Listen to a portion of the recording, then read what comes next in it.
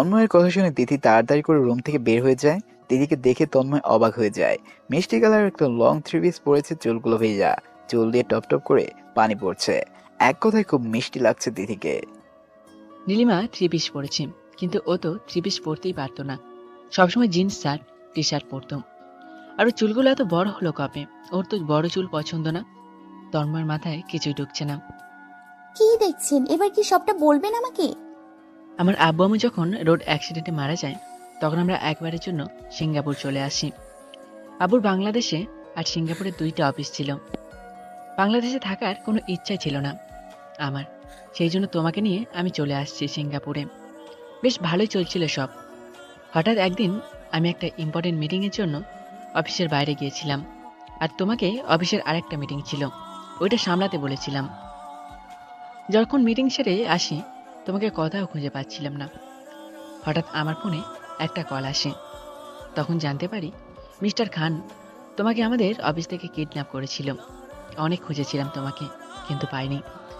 1 মাস পর জানতে পারি মিস্টার খান তোমাকে বাংলাদেশে নিয়ে গেছে। তখন আমি বাংলাদেশে চলে আসি। 2টা বছর পাগলের মতো খুঁজেছি তোমায়, সব জায়গায়, কোথাও পাইনি। কিন্তু আজকে হঠাৎ করে তুমি আমার সামনে এসে পড়লে। নিজের চোখকে বিশ্বাসই করতে পারছিলাম না। যাই হোক, এখন বাদ দাও, আগে খেয়ে নাও, তারপর মেডিসিন নিয়ে ঘুমাবে। তিথি যত শুনছে ততই অবাক হচ্ছে। তিথি চুপচাপ খেয়ে রুমে চলে আসে। তন্ময় কিছু বলে না, আর সেও রুমে যেয়ে বেডে শুয়ে পড়ে। তিথি রুমে এসে আবার ভালোভাবে তাকিয়ে দেখলো তিথির মতনই একজন অনেকের ছবি দেওয়ালে টানানো। মাঝে মাঝে কিছু ছবি তন্ময়ের সাথেও আছে। এগুলো দেখে তিথি বিশ্বাসই করে নিল তিথি নীলিমা। এদিকে অর্নিল এমন কোনো জায়গা নেই তিথিকে খুঁজে নেই। রাত 2টায় বাসায় ফিরে অর্নিল আর রিশা। কিছু না বলেই অর্নিল নিজের রুমে যেয়ে দরজা লাগিয়ে দেয়। 1 মাস পর এই 1 মাসে এমন কোনো দিন নেই যে অর্নিল তিথিকে খুঁজে নাই। প্রতিদিনই অর্নিল তিথিকে খুঁজেছে, এমনকি এখনো খুঁজে। কিন্তু প্রতিদিনই অর্নিল ব্যর্থ হয়ে বাসায় ফিরে। আর এইদিকে তিথি তন্ময়ের সাথে বেশ ভালোই মানিয়ে নিয়েছে। অফিসে জয়েন করেছে, দুজন মিলে অফিসে সামলায়। অর্নিল আসবো? হ্যাঁ বাবা, আসো। এত রাতে? আসলে অফিসের একটা কাজের জন্য কথা বলার ছিল। হ্যাঁ বলো। সিঙ্গাপুরে যেতে হবে তোমাকে। সেইখান থেকে অনেক বড় একটা কোম্পানি থেকে অনেক বড় একটা ডিল করার জন্য অফার আসছে। আমি যেতে পারবো না, কারণ তোমার আম্মুর জন্য। ওকে একা রেখে যাওয়া যাবে না, তাই আমি যাচ্ছি না, তুমি যাও। তুমি রাজি থাকলে তাদের বলো, তাহলে তারা একটা ডেট ফিক্সড করবে। অর্নিল মনে মনে ভাবলো অনেক দিন হয়ে গেছে কোথাও যাওয়া হয় না, একটু দেশের বাইরে গেলে হয়তো ভালোই লাগবে। এই চাপা কষ্ট সে আর নিতে পারছে না। ওকে বাবা, তুমি হ্যাঁ বলে দাও, আমি যাব। অর্নিলের উত্তর শুনে অর্নিলের বাবা অনেক খুশি হয়ে রুম থেকে বের হয়ে গেল। হ্যালো, আমার ছেলে যাচ্ছে কাল সন্ধ্যা ফ্লাডে, ঠিক করেছি আমি। আপনার মিটিং এর ডেট ফিক্সড করে রাখেন। অর্নিলের বাবা কলটা কেটে নিজের রুমে গিয়ে ঘুমিয়ে পড়ল। অর্নিলের রাতে সবকিছু প্যাকিং করে ফ্রেশ হয়ে বেডে চলে গেল। কেন যেন মনে হচ্ছে সিঙ্গাপুর যাওয়াটা আমার জন্য অনেক ইম্পর্টেন্ট কিছু হবে সেইখানে আমার সাথে। কিন্তু এমন কেন মনে হচ্ছে আমার? মনের সাথে দ্বিধাদ্বন্দ্ব করতে করতে অর্নিল ঘুমের রাজ্যে তলিয়ে যায়। নীলি, কোথায় তুমি? এই তো চীনের রুমে। হট, তুমি কিচেন রুমে কেন গেছো? তুমি সবেমাত্র সুস্থ হয়েছো, এখন কিচেন রুমে যাওয়া তোমার ঠিক না। বাইরে এসো, কি খেতে ইচ্ছে হয়েছে আমাকে বলো, আমি বাইরে অর্ডার করে আসছি। উফ, আপনি একসাথে এত কথা বলেন কেন? একটু নিঃশ্বাস নিন। একসাথে এত কথা বললে। এত বললে কি? তন্ময় তিথি কাছে গিয়ে তার দিকে অপলকভাবে তাকিয়ে আছে। ইস, মেয়েটার মাঝে এত মায়া কেন? নীলিমা, তুমি চিন্তা করো না, কিছুদিনের মধ্যেই আমি তোমাকে আমার মায়াবতী বানিয়ে নেব। আমার মায়াবতী। তন্ময় এগুলো ভাবছে আর মুচকি মুচকি হাসছে। এই, আপনি এভাবে হাসছেন কেন? না, তেমন কিছু না। তুমি কিচেন রুম থেকে বের হবে কিনা? আর কি বানাচ্ছ? ফিশ বল। বাহ, এ তো আমার অনেক পছন্দের খাবার। তাই নাকি? তাহলে আপনি বাইরে গিয়ে খাবার টেবিলে বসেন, আমি সবগুলো বানিয়ে নিয়ে আসছি। তন্ময় আর কথা বলল না, মুচকি হেসে সেইখান থেকে চলে এসে খাবার টেবিলে বসে। কিছুক্ষণ পরেই তিথি ট্রেতে সব সাজিয়ে নিয়ে আসে। এই নিন, খেয়ে দেখুন কেমন হয়েছে। যেহেতু তুমি বানিয়েছো, তাহলে তো বেস্ট হবেই। তন্ময়ের কথা শুনে তিথি হেসে তন্ময় উল্টো দিকে চেয়ারে বসে তন্ময় আর তিথি মিলে কথা বলছে আর খাচ্ছে। ও তিথি, তোমাকে বলাই হয়নি, বাংলাদেশে যে একটা বড় ডিলের অফার দিয়েছিলাম একটা কোম্পানিকে, সেই কোম্পানির ওনার কাল সন্ধ্যার ফ্লাইটে উঠবে। পরশু মিটিং রাখবো আমরা। এত কিছু হয়ে গেল আর আমি কিছুই জানি না। আহা, রাগ করো না, একটু আগেই তারা জানিয়েছে তারা আসছে।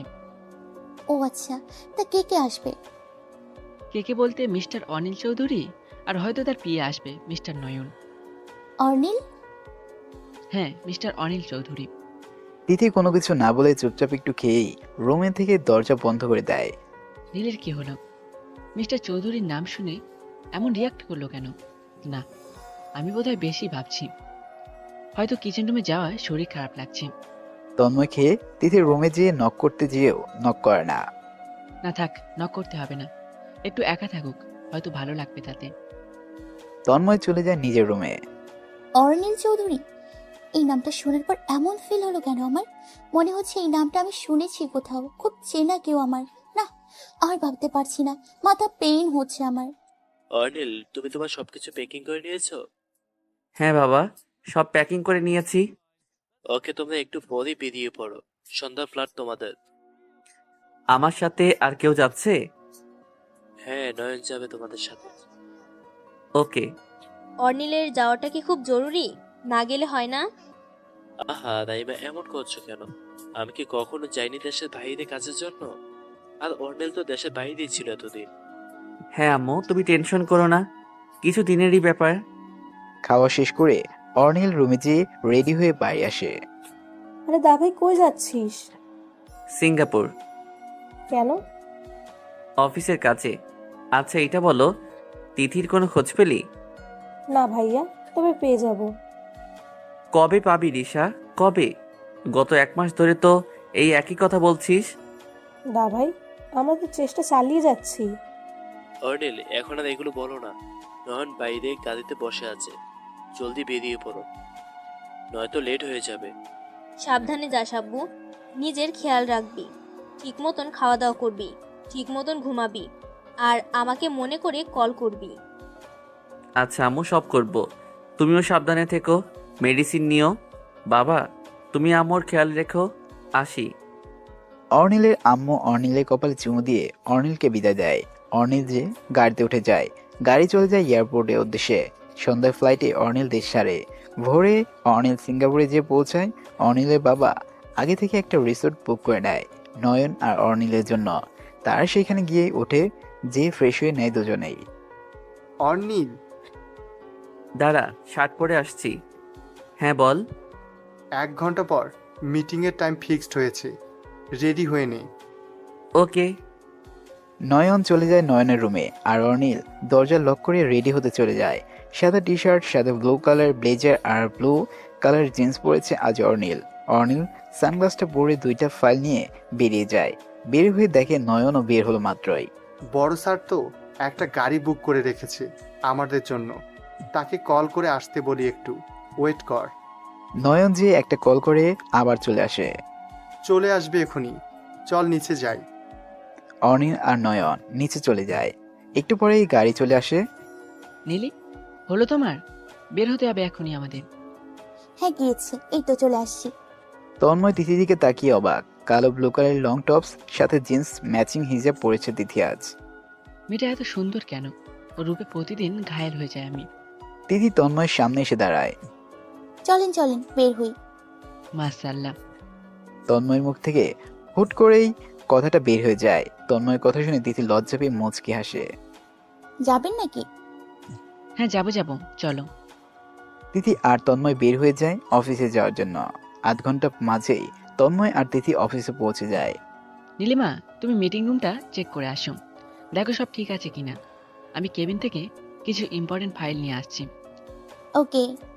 তিথি চলে যায় মিটিং রুমে। একটু পরেই অর্নিল আর নয়ন চলে আসে অফিসে। হঠাৎই অর্নিলের হার্টবিট বেড়ে যায়। অর্নিল দাঁড়িয়ে যায় সাথে সাথে। কি রে, কি হলো? এখানে দাঁড়িয়ে আছিস কেন? যাবি না নাকি? চল। নয়নের কথা শুনে অর্নিল আবার হাঁটা শুরু করে। আপনারা কি অনিল চৌধুরী আর মিস্টার নয়ন? হ্যাঁ, আমি মিস্টার নয়ন, আর উনি মিস্টার অনিল চৌধুরী। ওকে ওকে স্যার, আপনাদের জন্য অপেক্ষা করছি। আপনারা আমার সাথে মিটিং রুমে চলেন, স্যার চলে আসবে এখনই। লোকটি অর্নিল আর নয়নকে মিটিং রুমের দিকে নিয়ে যায়। অর্নিলের হার্টবিট ক্রমশ বেড়েই যাচ্ছে, কেমন জানি লাগছে, ওর নিজেও বুঝতে পারছে না। তিথি মিটিং রুমের সব চেক করে নেয়। ম্যাডাম সব কি ঠিক আছে নাকি কোথাও ভুল আছে? না না, সব ঠিক আছে। এখন বাইরে চলো, খাবারের দিকে একবার চেক করে আসি। Okay madam. তিথি তার পিয়ের সাথে কথা বলতে বলতে বের হচ্ছে, আর অর্নিল এদিক সেদিক তাকাতে তাকাতে মিটিং রুমের দিকে তাকাচ্ছে। আর নয়ন অফিসের স্টাফদের সাথে কথা বলতে বলতে অর্নিলে একটু আগে চলে আসে। তিথি তার পিএর সাথে কথা বলতে বলতে খেয়ালই করেনি তার সামনে একটি লোক আছে। লোকটি আর কেউ না, অর্নিলেই হুট করেই তিথির সাথে ধাক্কা লেগে যায় অর্নিলের। I am sorry. মেয়ের ভয়েস শুনে অর্নিল উপরে তাকায়, তাকাতেই তার চোখ যেন আটকে যায়। তিথি, এ কাকে দেখছি আমি? তিথি এখানে, কিন্তু কিভাবে? আই এম সরি, আসলে কথা বলতে খেয়াল করিনি। তিথি, এক্সকিউজ মি। তিথি কিছু না বলে আবার তার পিএর সাথে কথা বলতে বলতে বেরিয়ে যায়। অর্নিল যেন কিছু বলতে পারছে না, ও যেন জমে গেছে এমন মনে হচ্ছে। অনেক কষ্টে অর্নিল তিথি বলে চিৎকার করে, কিন্তু ততক্ষণে তিথি অফিসের বাইরে পৌঁছে গেছে। অর্নিলের চিৎকার শুনে তন্ময়, নয়ন বাকি কয়েকজন অর্নিলের কাছে চলে আসে। কি হয়েছে অর্নিল? মিস্টার চৌধুরী, আরে ওকে? নয়ন, আমি তিথিকে দেখেছি। কি? তিথি ম্যাডামকে কিভাবে দেখলি? তিথি ছিল এখানে, ও কথা বলতে বলতে মিটিং রুম থেকে বের হলো, আমি নিজের চোখে দেখেছি। স্যার ওইটা আমাদের নীলিমা ম্যাডাম, কোনো তিথি না। ওইটা তিথি ছিল। মিস্টার চৌধুরী, আপনি ভুল দেখছেন, ওর নাম নীলিমা, তিথি না। ইম্পসিবল, আমি আমার তিথিকে চিনতে পারবো না, এটা হতেই পারে না। ওইটা তিথি ছিল। অর্নিল, তিথি ম্যাডাম এইখানে কিভাবে আসবে তুই বল? আমি জানি কিভাবে আসলো, কিন্তু ও তিথি ছিল। ওকে মিস্টার চৌধুরী, তাহলে চলেন নীলিমার কাছে, ওর কাছে গেলেই সবটা ক্লিয়ার হয়ে যাবে। হ্যাঁ চলেন। অর্নিল আর তন্ময় বাইরে যাওয়ার জন্য যেই পা বাড়ালো, তখনই নীলিমার পিয়ে বাইরে থেকে ছুটতে ছুটতে তন্ময়ের কাছে। অর্নিল আর তন্ময় বাইরে যাওয়ার জন্য যেই পা বাড়ালো, তখনই নীলিমার পিয়ে বাইরে থেকে ছুটতে ছুটতে তন্ময়ের কাছে এলো। স্যার হ্যাঁ বলো, কি হয়েছে? এভাবে দৌড়ে বাইরে থেকে আসলে কেন? Sir Nilima ma'am. কি হয়েছে আমার তিথির? নীলিমা, কি হয়েছে? স্যার আপনার খাবার সব ঠিক আছে কিনা চেক করতে বাইরে গিয়েছিলাম। আমার একটা কল আসে, ম্যামকে রেখে আমি একটু সাইডে গিয়ে দাঁড়াই। তখনই একটা কালো রঙের গাড়ি থেকে কিছু মানুষ বের হয়ে নীলিমা ম্যামকে গাড়িতে তুলে নেয়। হোয়াট? কি বলছেন এইসব? আমার তিথি? আবার ওই একই ঘটনা হলো। এটা নিশ্চয়ই মিস্টার খানের কারসাজি, ছাড়বো না ওকে। তন্ময়ের মুখে মিস্টার খান নাম শুনে অর্নিল আরো অবাক হয়ে যায়। মিস্টার খানকে তুমি কিভাবে চিনো? 2 বছর আগে এই মিস্টার খানি নীলিমাকে কিডন্যাপ করে অফিস থেকে। হোয়াট? কি বলছো এসব? 2 বছর আগে? অর্নিল, তোমাদের হিসাব নিকাশ পরে মিলাও। আগে তিথি ম্যাডাম হোক বা নীলিমা ম্যাডাম, আমাদের এখানে খুঁজে বের করতে হবে। হঠাৎই তন্ময়ের ফোনে একটা কল আসে। এটা নিশ্চয়ই মিস্টার খানের কল। রিসিভ করুন মিস্টার তন্ময়, লাউড স্পিকারে দিয়ে কথা বলুন। অর্নিলের কথা মতন তন্ময় কল রিসিভ করে লাউড স্পিকার দেয়। হ্যালো, কে বলছেন? আমাকে চিনো নাই? মিস্টার খান, তোকে আমি একবার হাতের কাছে পাই, জীবন্ত মাটি দিব তোকে আমি। সে আমাকে আগে হাতে পেয়ে নাও, তার আগে বলো 2টা নীলিমা তুমি কোথায় পেলে? এই দ্বিতীয় নীলিমা তুমি কোথা থেকে এনেছো? 2টা নীলিমা মানে? হ্যাঁ, 2 বছর আগেই যে নীলিমাকে আমি কিডন্যাপ করেছি সে তো আমার কাছেই আছে। কি বলছিস তুই সব? ভিডিও কলে দেখাচ্ছি। মিস্টার খান ভিডিও কল দেওয়ার সাথে সাথে তন্ময় কল রিসিভ করে। রিসিভ করার সাথে সাথে তন্ময়ের চোখ বড় বড় হয়ে যায়, সাথে অর্নিলেরও। একই রকম দেখতে 2টা মেয়ে, একই রকম চেহারা, দুজনেই চোখ বন্ধ। এবার বিশ্বাস হলো? কলটার সাথে সাথে কেটে দেয় মিস্টার খান। 2টা নীলিমা? আমার মাথায় কিছু ঢুকছে না। তিথির মতন আরেকটা মেয়ে? কিভাবে সম্ভব এগুলা? উপস্থিত সবাই অবাক। মিস্টার তন্ময়, আমাদের যেভাবেই হোক ওদের দুজনকে মিস্টার খানের কাছ থেকে উদ্ধার করতে হবে। কার পরিচয় কি সেটা পরে জানা যাবে। হ্যাঁ ঠিক বলেছেন, আমি এখানকার পুলিশকে কল করছি। তন্ময় চলে যায় পুলিশকে কল করতে, আর এদিকে অর্নিল ঋষাকে কল করে সব বলে। কি বলছিস কি তুই এইসব? শোন, এগুলো বাদ দে। আগে আমাদের তিথিকে ওইখান থেকে বের করতে হবে, সাথে তিথির মতন দেখতে যে মেয়েটি আছে তাকেও। সিঙ্গাপুরের আমার আন্ডারে যারা কাজ করে আমি তাদের বলে দিচ্ছি তোদের হেল্প করতে। ওকে। মিস্টার অর্নিল কিছুক্ষণের মধ্যেই পুলিশ চলে আসবে। সবার মাথায় এখন একটাই কথা ঘুরপাক খাচ্ছে, একই রকম দেখতে দুইটা মেয়ে এক কে এরা? একটা তিথি হলে আরেকটা কে, আর যদি একটা নীলিমা হয় তাহলে আরেকটা কে? কিছুক্ষণের মধ্যেই পুলিশ চলে আসে। তন্ময় সাহেব, মিস্টার খান আপনাকে যে নাম্বার থেকে কল করেছি সেই নাম্বারটা দিন আমাকে। আমি আমার টিমম্যানদের কাছে দিয়ে দিচ্ছি। যদি একবার ট্রেড করতে পারি তাহলে জানতে পারবো মিস্টার খান এখন কোথায় আছে। এই যে নাম্বারটা। ট্রেস করতে পারলেন? আপনাদের কপাল ভালো, নাম্বারটা এখনো অন রয়েছে। ওইখান থেকে আর একটু দূরে একটা পুরানো বাড়ি রয়েছে, সেখানে রয়েছে মিস্টার খান। আমাদের এক্ষুনি বের হতে হবে। আমরাও যাব। ওকে চলেন। তন্ময় আর অর্নিল বের হয়ে গেল পুলিশদের সাথে। কিছুক্ষণের মধ্যেই তারা ওই বাড়িটির সামনে পৌঁছে যায়। প্রথমে পুলিশের পুরো টিম পুরো বাড়িটা ঘেরাও করে ফেলে। অর্নিল আর তন্ময় তার সিনিয়র পুলিশ বাড়িটা ভেতরে ঢুকে, আর ওদের তিনজনকে দেখেই মিস্টার খানের লোকেরা ফায়ার করা শুরু করে দেয়। তন্ময় আর অর্নিল এক জায়গায় লুকিয়ে পড়ির সাথে সাথে, কারণ তাদের কাছে রিভলভার নেই। মিস্টার খানের ইশারায় তার কিছু লোক তিথির মতন দেখতেই দুজনকেই কোথাও একটা নিয়ে যাওয়ার চেষ্টা করতেছিল। অর্নিলও চোখে সেটা পড়ে যায়। অর্নিল আর তন্ময় ধীরে ধীরে লোকগুলোর কাছে যাওয়ার সাথে সাথে মিস্টার খান সেখানে চলে আসে। এতক্ষণে তিথি আর তিথির সাথে যে মেয়েটি আছে দুজনেই সেন্স ফিরে আসে। দুজনেই একই সাথে তন্ময় বলে ওঠে। অর্নিল সহ সবাই অবাক, কারোর মাথায় ঢুকছে না কি হচ্ছে। মিস্টার খানও চুপ হয়ে রয়েছে। এই সুযোগে তিথি সবার সাথে মেয়েটা মিস্টার খানের হাত ধরে কামড় দিয়ে তন্ময়ের কাছে চলে আসে। এইবার তিথিকে আর শক্ত করে ধরে মিস্টার খান।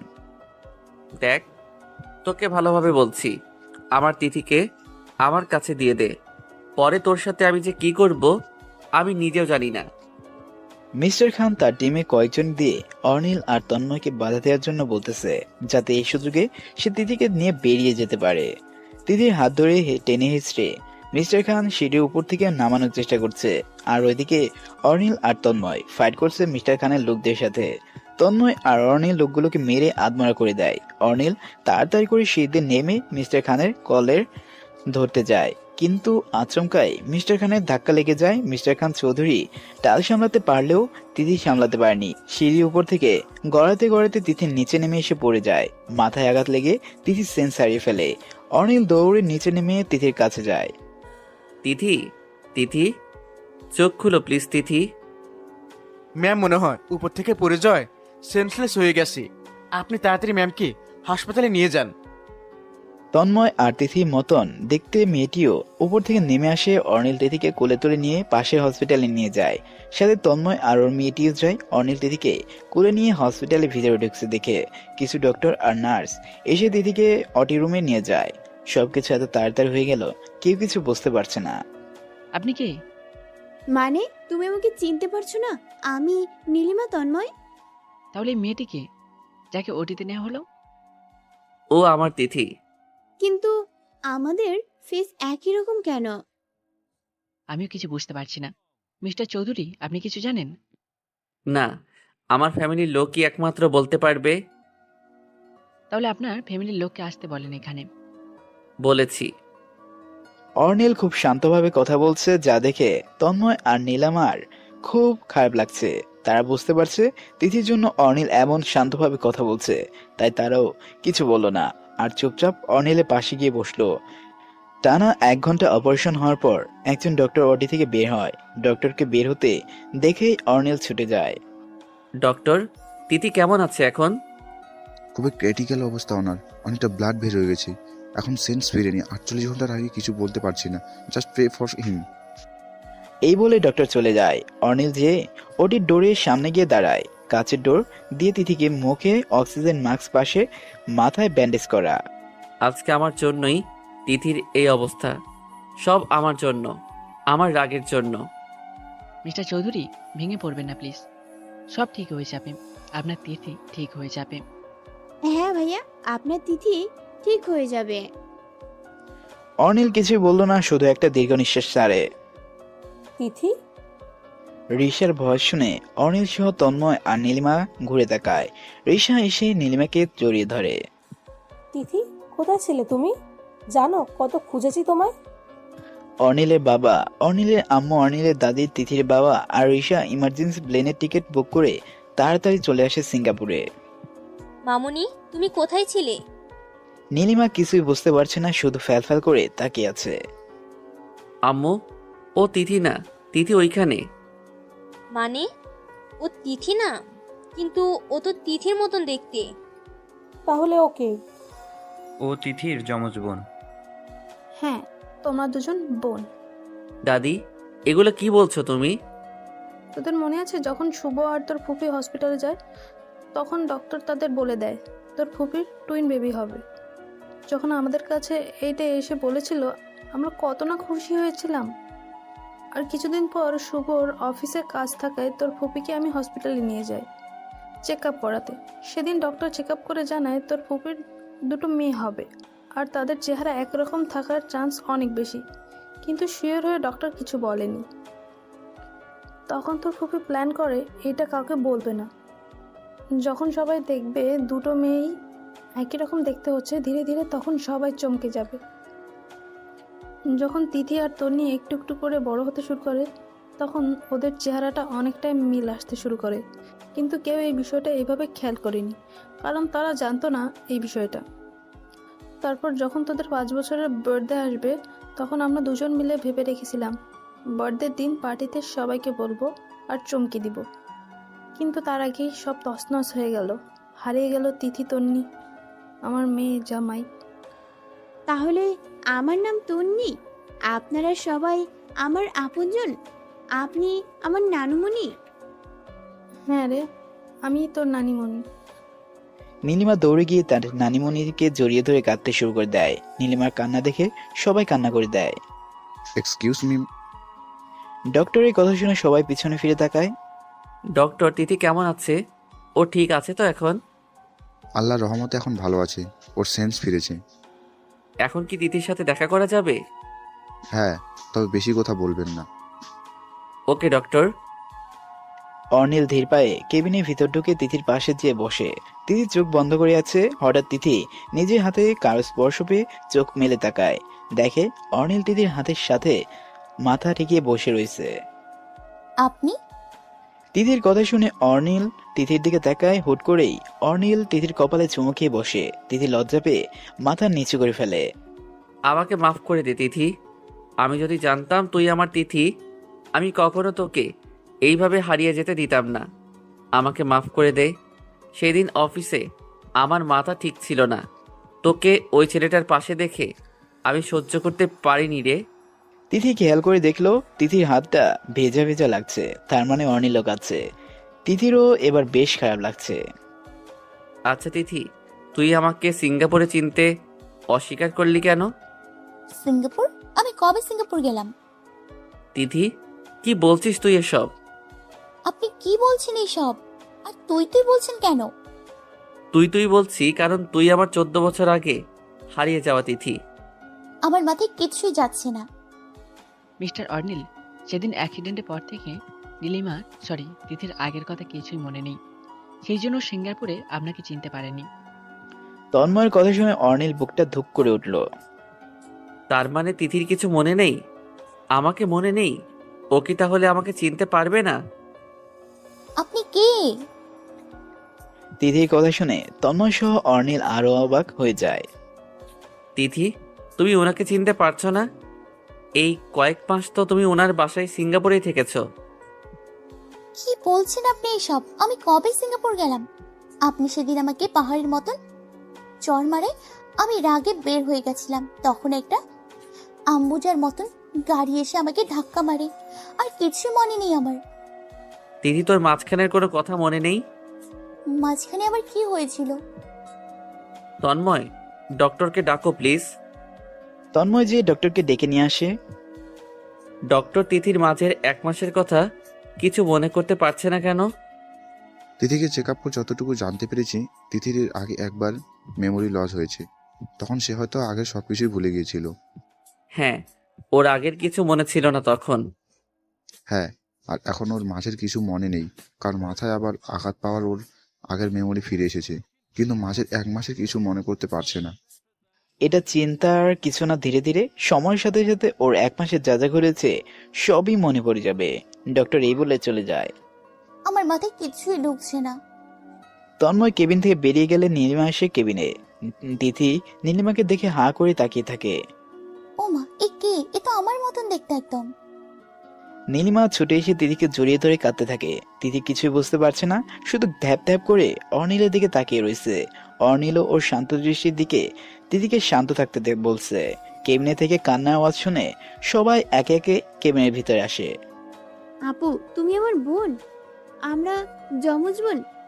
আমি বিশ্বাসই করতে পারছি না তুই আমার আপু। কি বলছো এসব তুমি? তুমি আমার বোন মানে? আমার তো কোনো বোন নেই। আর বাবা মামনি কই? তারা আসতেছে। প্লেন টিকিট না পাওয়ায় একটু লেট হচ্ছে। Ticket, plane?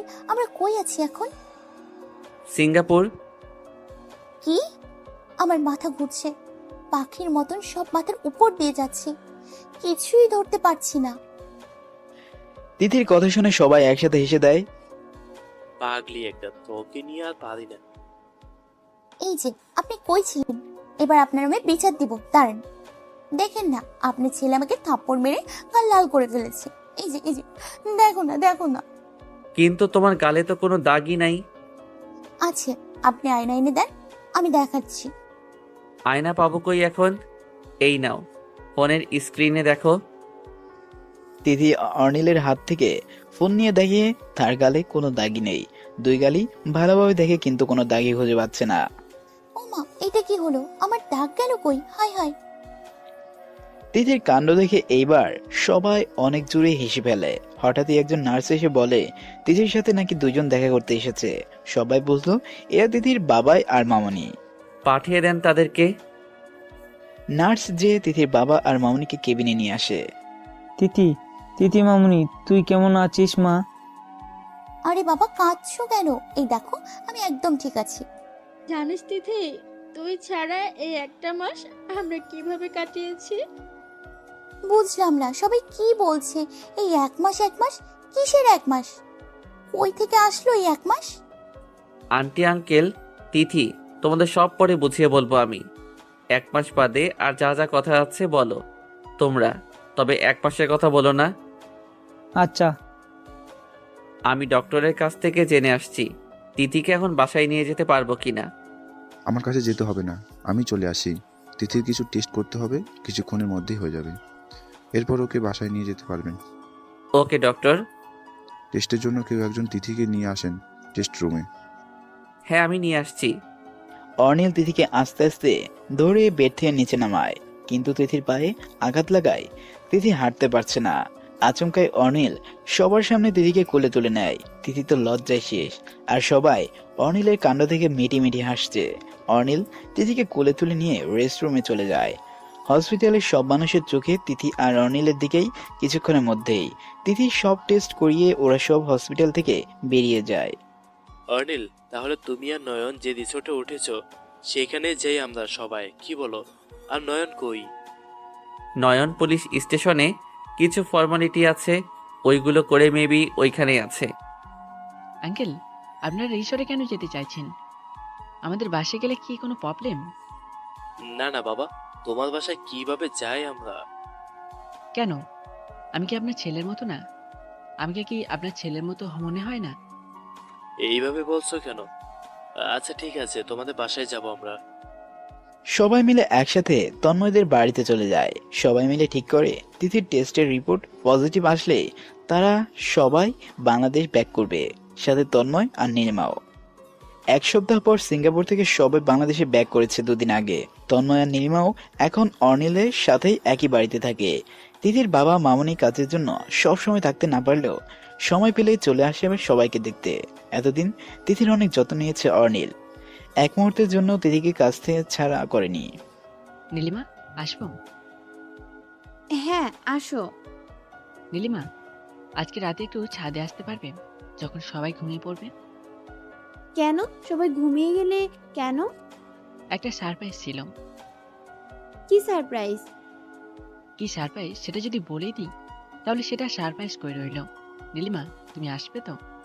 নীলিমা কিছুক্ষণ ভেবে মাথা নাড়িয়ে হ্যাঁ বলল। রাতে সবাই একসাথে ডিনার করে যে যা রুমে চলে যায়। তিথি ড্রেসিং টেবিলে সামনে বসে চুল ঠিক করছিল। তখনই তিথি রুমে অর্নিল নক করলো। তিথি জেগে আছো? হ্যাঁ আছি, আসেন। তিথি, তুমি তোমার মেডিসিন নেও নাই? তুমি এত কেয়ারলেস কেন তিথি? নিজের প্রতি কোনো যত্ন নেই তোমার? আপনি আছেন না আমার যত্ন নেওয়ার জন্য। কিছু বললে? কই না তো।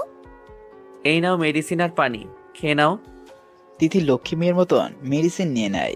অর্নিল তিথির হাত ধরে উঠিয়ে তিথিকে বেডে নিয়ে যায়। একটা চাদর টেনে দিয়ে অর্নিল তিথির গায়ে। গুড নাইট তিথি। চলে যাবেন? হ্যাঁ, তুমি ঘুমাবে না নাকি? এখনো তুমি ঠিক হওনি? ওফ, সারাদিন আপনি এমন করেন। একটু গল্প করুন না আমার সাথে। আমার এখনো ঘুম পায়নি। ঘুম না পেলেও ঘুমাতে হবে।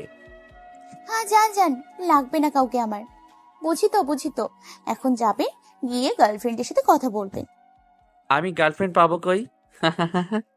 তো তারা কিসে যাওয়ার? আচ্ছা ম্যাডাম, যাব না, গল্প করব এখন আপনার সাথে আমি। নিমিষে তিথির মুখে হাসি ফুটে ওঠে। তিথিকে হাসতে দেখে অর্নিল মুচকে এসে তিথির পাশে গিয়ে বসে। দুজনে মিলে অনেকক্ষণ গল্প করার পর তিথি বাইরে থেকে কিসের জন্য একটা আওয়াজ শুনতে পায়।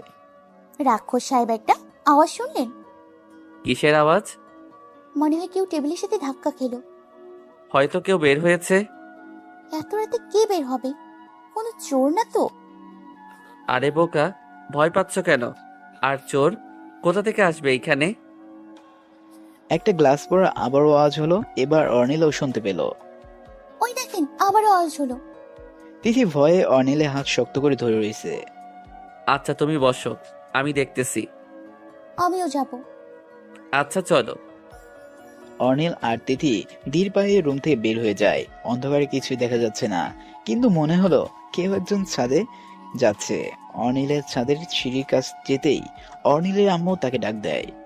অনিল, এত রাতে তুই এখানে কি করছিস? আরে আম্মু, তুমি ঘুমাওনি? হ্যাঁ ঘুমিয়েছিলাম, কিন্তু মনে হলো গ্লাস পড়ে গেছে, সেই আওয়াজ শুনেই বের হলাম। আমি আর তিথিও তো সেই আওয়াজ শুনে বের হলাম। কি হয়েছে এইখানে এত রাতে? রাহিমা, তুমি এইখানে কেন? তোমাকে না দেখে আমি কত টেনশনে পড়ে গিয়েছিলাম জানো? আরে সেসব পরে বলছি। চুপ করো তোমরা সবাই, খেয়াল করে শোনো, ছাদ থেকে কারোর কথার আওয়াজ আসতেছে। তিথির কথা শুনে সবাই চুপ করে মনোযোগ দিয়ে শুনে আসলে কোনো আওয়াজ আসছে কিনা। হ্যাঁ, তিথি ঠিকই বলেছে। চলুন দেখে আসি। তোমাকে যেতে হবে না, আমি যাচ্ছি। না, আমিও যাব। উফ, এই মেয়েটারে যে কেন কিছু বলি, কোনো দিন একটা কথা বোঝাতে পারলাম না। বেশি কথা কম বলুন, আগে চলুন জলদি। আরে এ তো তন্ময় আর নীলিমা। ওরা এখানে কি করছে? চুপ করে থাকুন, দেখি কি করে ওরা। না, এইভাবে লুকিয়ে ওদের দেখাটা ঠিক না। চলো আমরা নিচে যাই। কিরে অর্নিল, চোর ধরতে পারলি? অর্নিলের আম্মু ওদের কোনো সারা শব্দ না পেয়ে উপরে চলে আসে, সাথে অর্নিলের পাপাও। অর্নিলের আম্মুর ভয়েস শুনে তন্ময় আর নীলিমা অবাক হয়ে যায়। এ তো চোর না, এ তো তন্ময় আর নীলিমা। আসলে মানে আন্টি। কি হয়েছে বাবা, কোনো সমস্যা? না মামুনি, তন্ময় কি যেন বলতে চেয়েছিল আমাকে, কিন্তু এখনো বলেনি। কি বলতে চেয়েছিলেন তন্ময় সাহেব? ইস, মেয়েটা কেস খাইয়ে দিয়েছে মনে হয়। না তেমন কিছু না, এমনি গল্প করতে এসেছিলাম। কিন্তু তুমি তো বলেছিলে কিছু বলবে। যা বলার এখানে বলে দাও, পরে আফসোস ছাড়া আর কিছুই জুটবে না কপালে। ভাইয়া, ভাইয়া কি সব জেনে গেছে? না তেমন কিছু না, বাদ দে ভাইয়া। বলো কি বলবে। তন্ময় সবার সামনে হাঁটু গেড়ে নীলিমার সামনে এসে বসে পকেট থেকে একটা রিং বক্স বের করে। Will you marry me Nilima? আমি জানি না আমি কতটা ভালোবাসি তোমাকে, কিন্তু আমার যতটুকু আছে সবটুকু উজাড় করে ভালোবাসি আমি তোমাকে। জানি না সুখে রাখতে পারবো কিনা, কিন্তু দুঃখের সময় কখনো তোমার হাত ছেড়ে দেব না। সব সময় তোমার পাশে থাকবো, কখনো হাত ছাড়বো না তোমার। প্লিজ নীলিমা, অনেকটা ভালোবেসে ফেলেছি তোমাকে। তুমি রিজেক্ট করে দিলে আমি ড্রিঙ্কস করব, বা বাজে হয়ে যাব বা মরে যাব, এমন কিছু করব না। বেঁচে থাকবো ঠিকই, কিন্তু জীবন্ত লাশ হয়ে বেঁচে থাকবো। তন্ময় চোখ বন্ধ করে এক নিঃশ্বাসে সব বলে দেয়। নীলিমা শুধু ড্যাব ড্যাব করে দেখছে, আর অর্নিল তিথির দিকে তাকিয়ে মুচকি মুচকি আসে। Yes, I will marry you. বাহ বাহ, তাহলে আর কি, কাল থেকেই বিয়ের ব্যবস্থা করে ফেলি, কি বলো অর্নিলের আব্বু? হ্যাঁ ঠিকই বলেছো। ইও, একটা বিয়ে খেতে পারবো এখন। তোকেও বিয়ে দিয়ে দেই, কি বলিস? আমাকে কে বিয়ে করবে? কেন? আশেপাশে তাকিয়ে দেখো, ছেলের আপনার অপেক্ষায় রয়েছে। তিথি অনিলের কথা কিছুই বুঝতে পারছে না। কি হয়েছে? স্যামারা অমন করেন কেন? চ্যামারা? কিছু না, আপনি বুঝবেন না। হইছে হইছে, আর কথা না, সবাই যাও ঘুমিয়ে পড়ো, কাল থেকে বিয়ের আয়োজন করতে হবে, অনেক কাজ আছে সবারই। অনিলের আম্মু আর অনিলের বাবা আগে নিচে নেমে চলে আসে। আমিও গেলাম, ঘুম পাইছে। হ্যাঁ চলো, আমিও যাব। আপনি সবসময় পেছন পেছন আসেন কেন? তাহলে পাশে পাশে চলবো নাকি, হাত ধরে? থাক, আপনার সাথে কথা বলাই উচিত না, আস্তে একটা ডেভিল। তিথি সেইখান থেকে যত তাড়াতাড়ি সম্ভব পা চালিয়ে রুমে চলে যায়। পাগলি একটা। তন্ময় সাহেব, বাসর রাতের জন্য কিছু কথা জমিয়ে টমিয়ে রাখো, কেমন? অনিল মুচকি হাসি দিয়ে নিচে চলে যায়।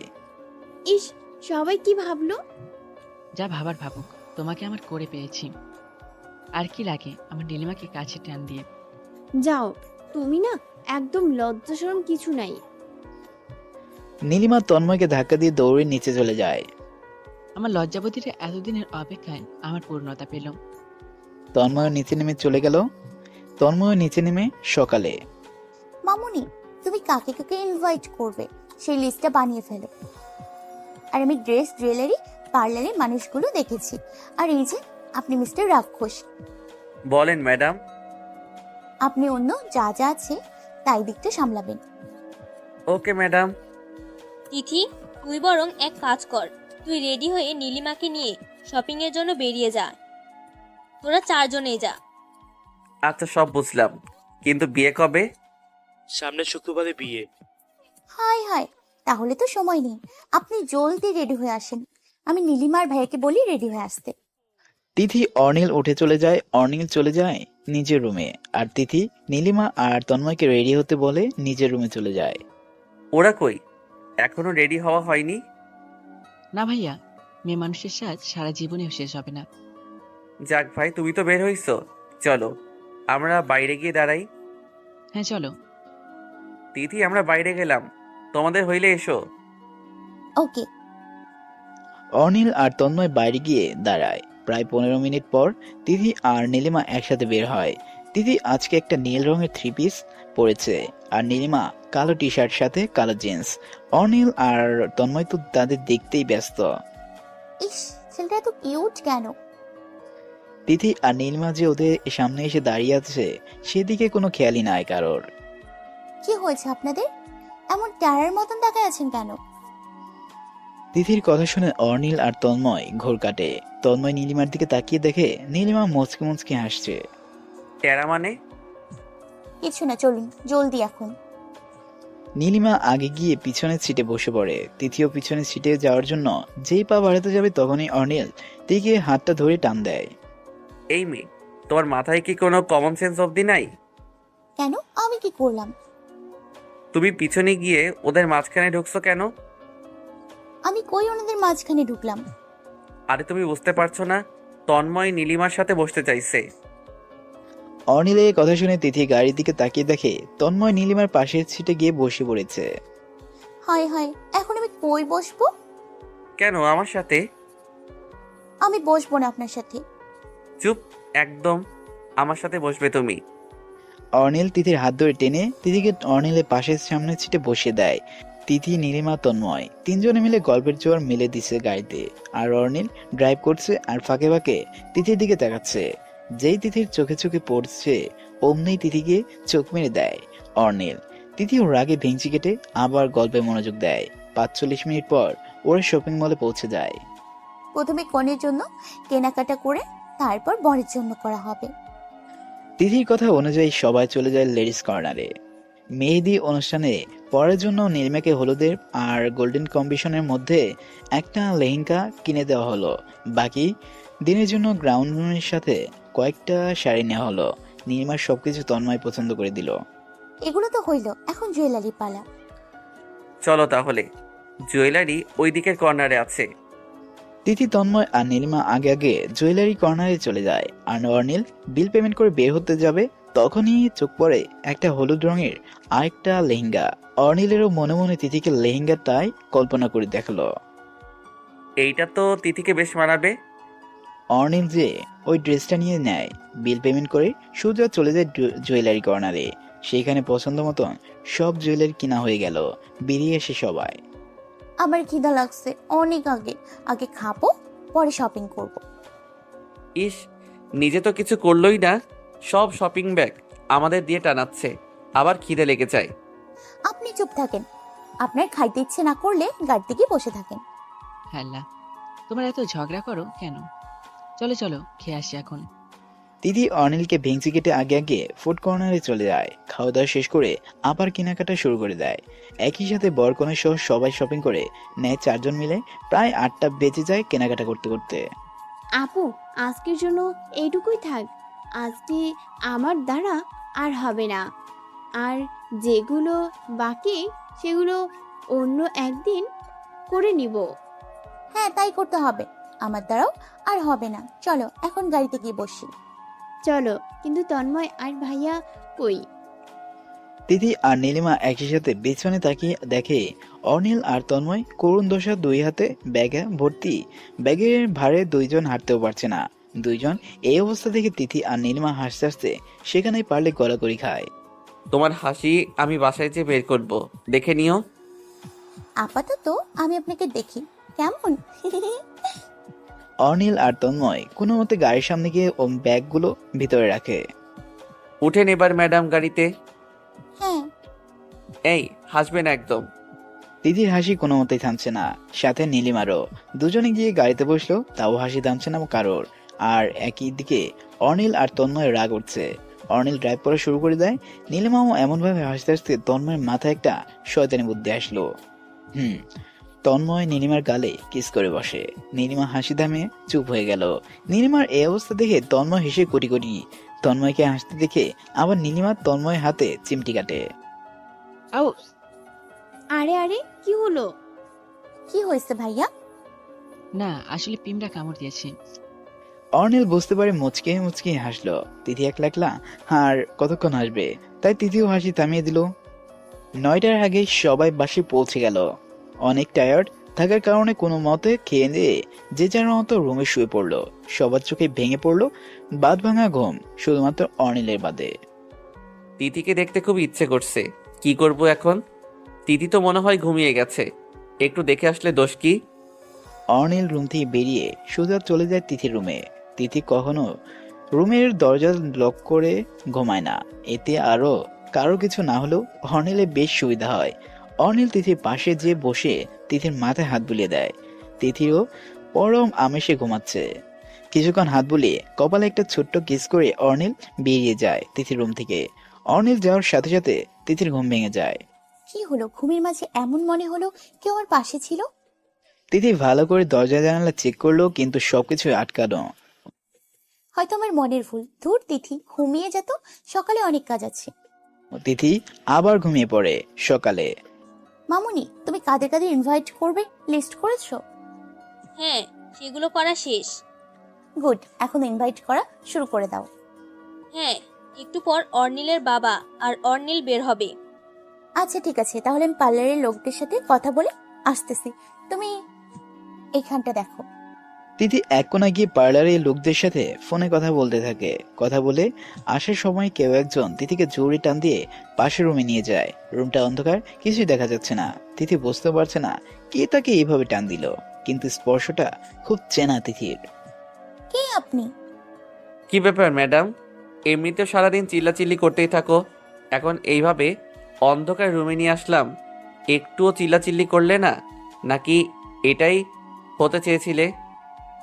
আপনার মাথা লাইট অন করুন, কিছু দেখি না আমি। অনিল যে লাইট অন করে দেয়, তিথি ভালোভাবে তাকিয়ে দেখে এটা গেস্ট রুম। এখানে নিয়ে আসছেন কেন?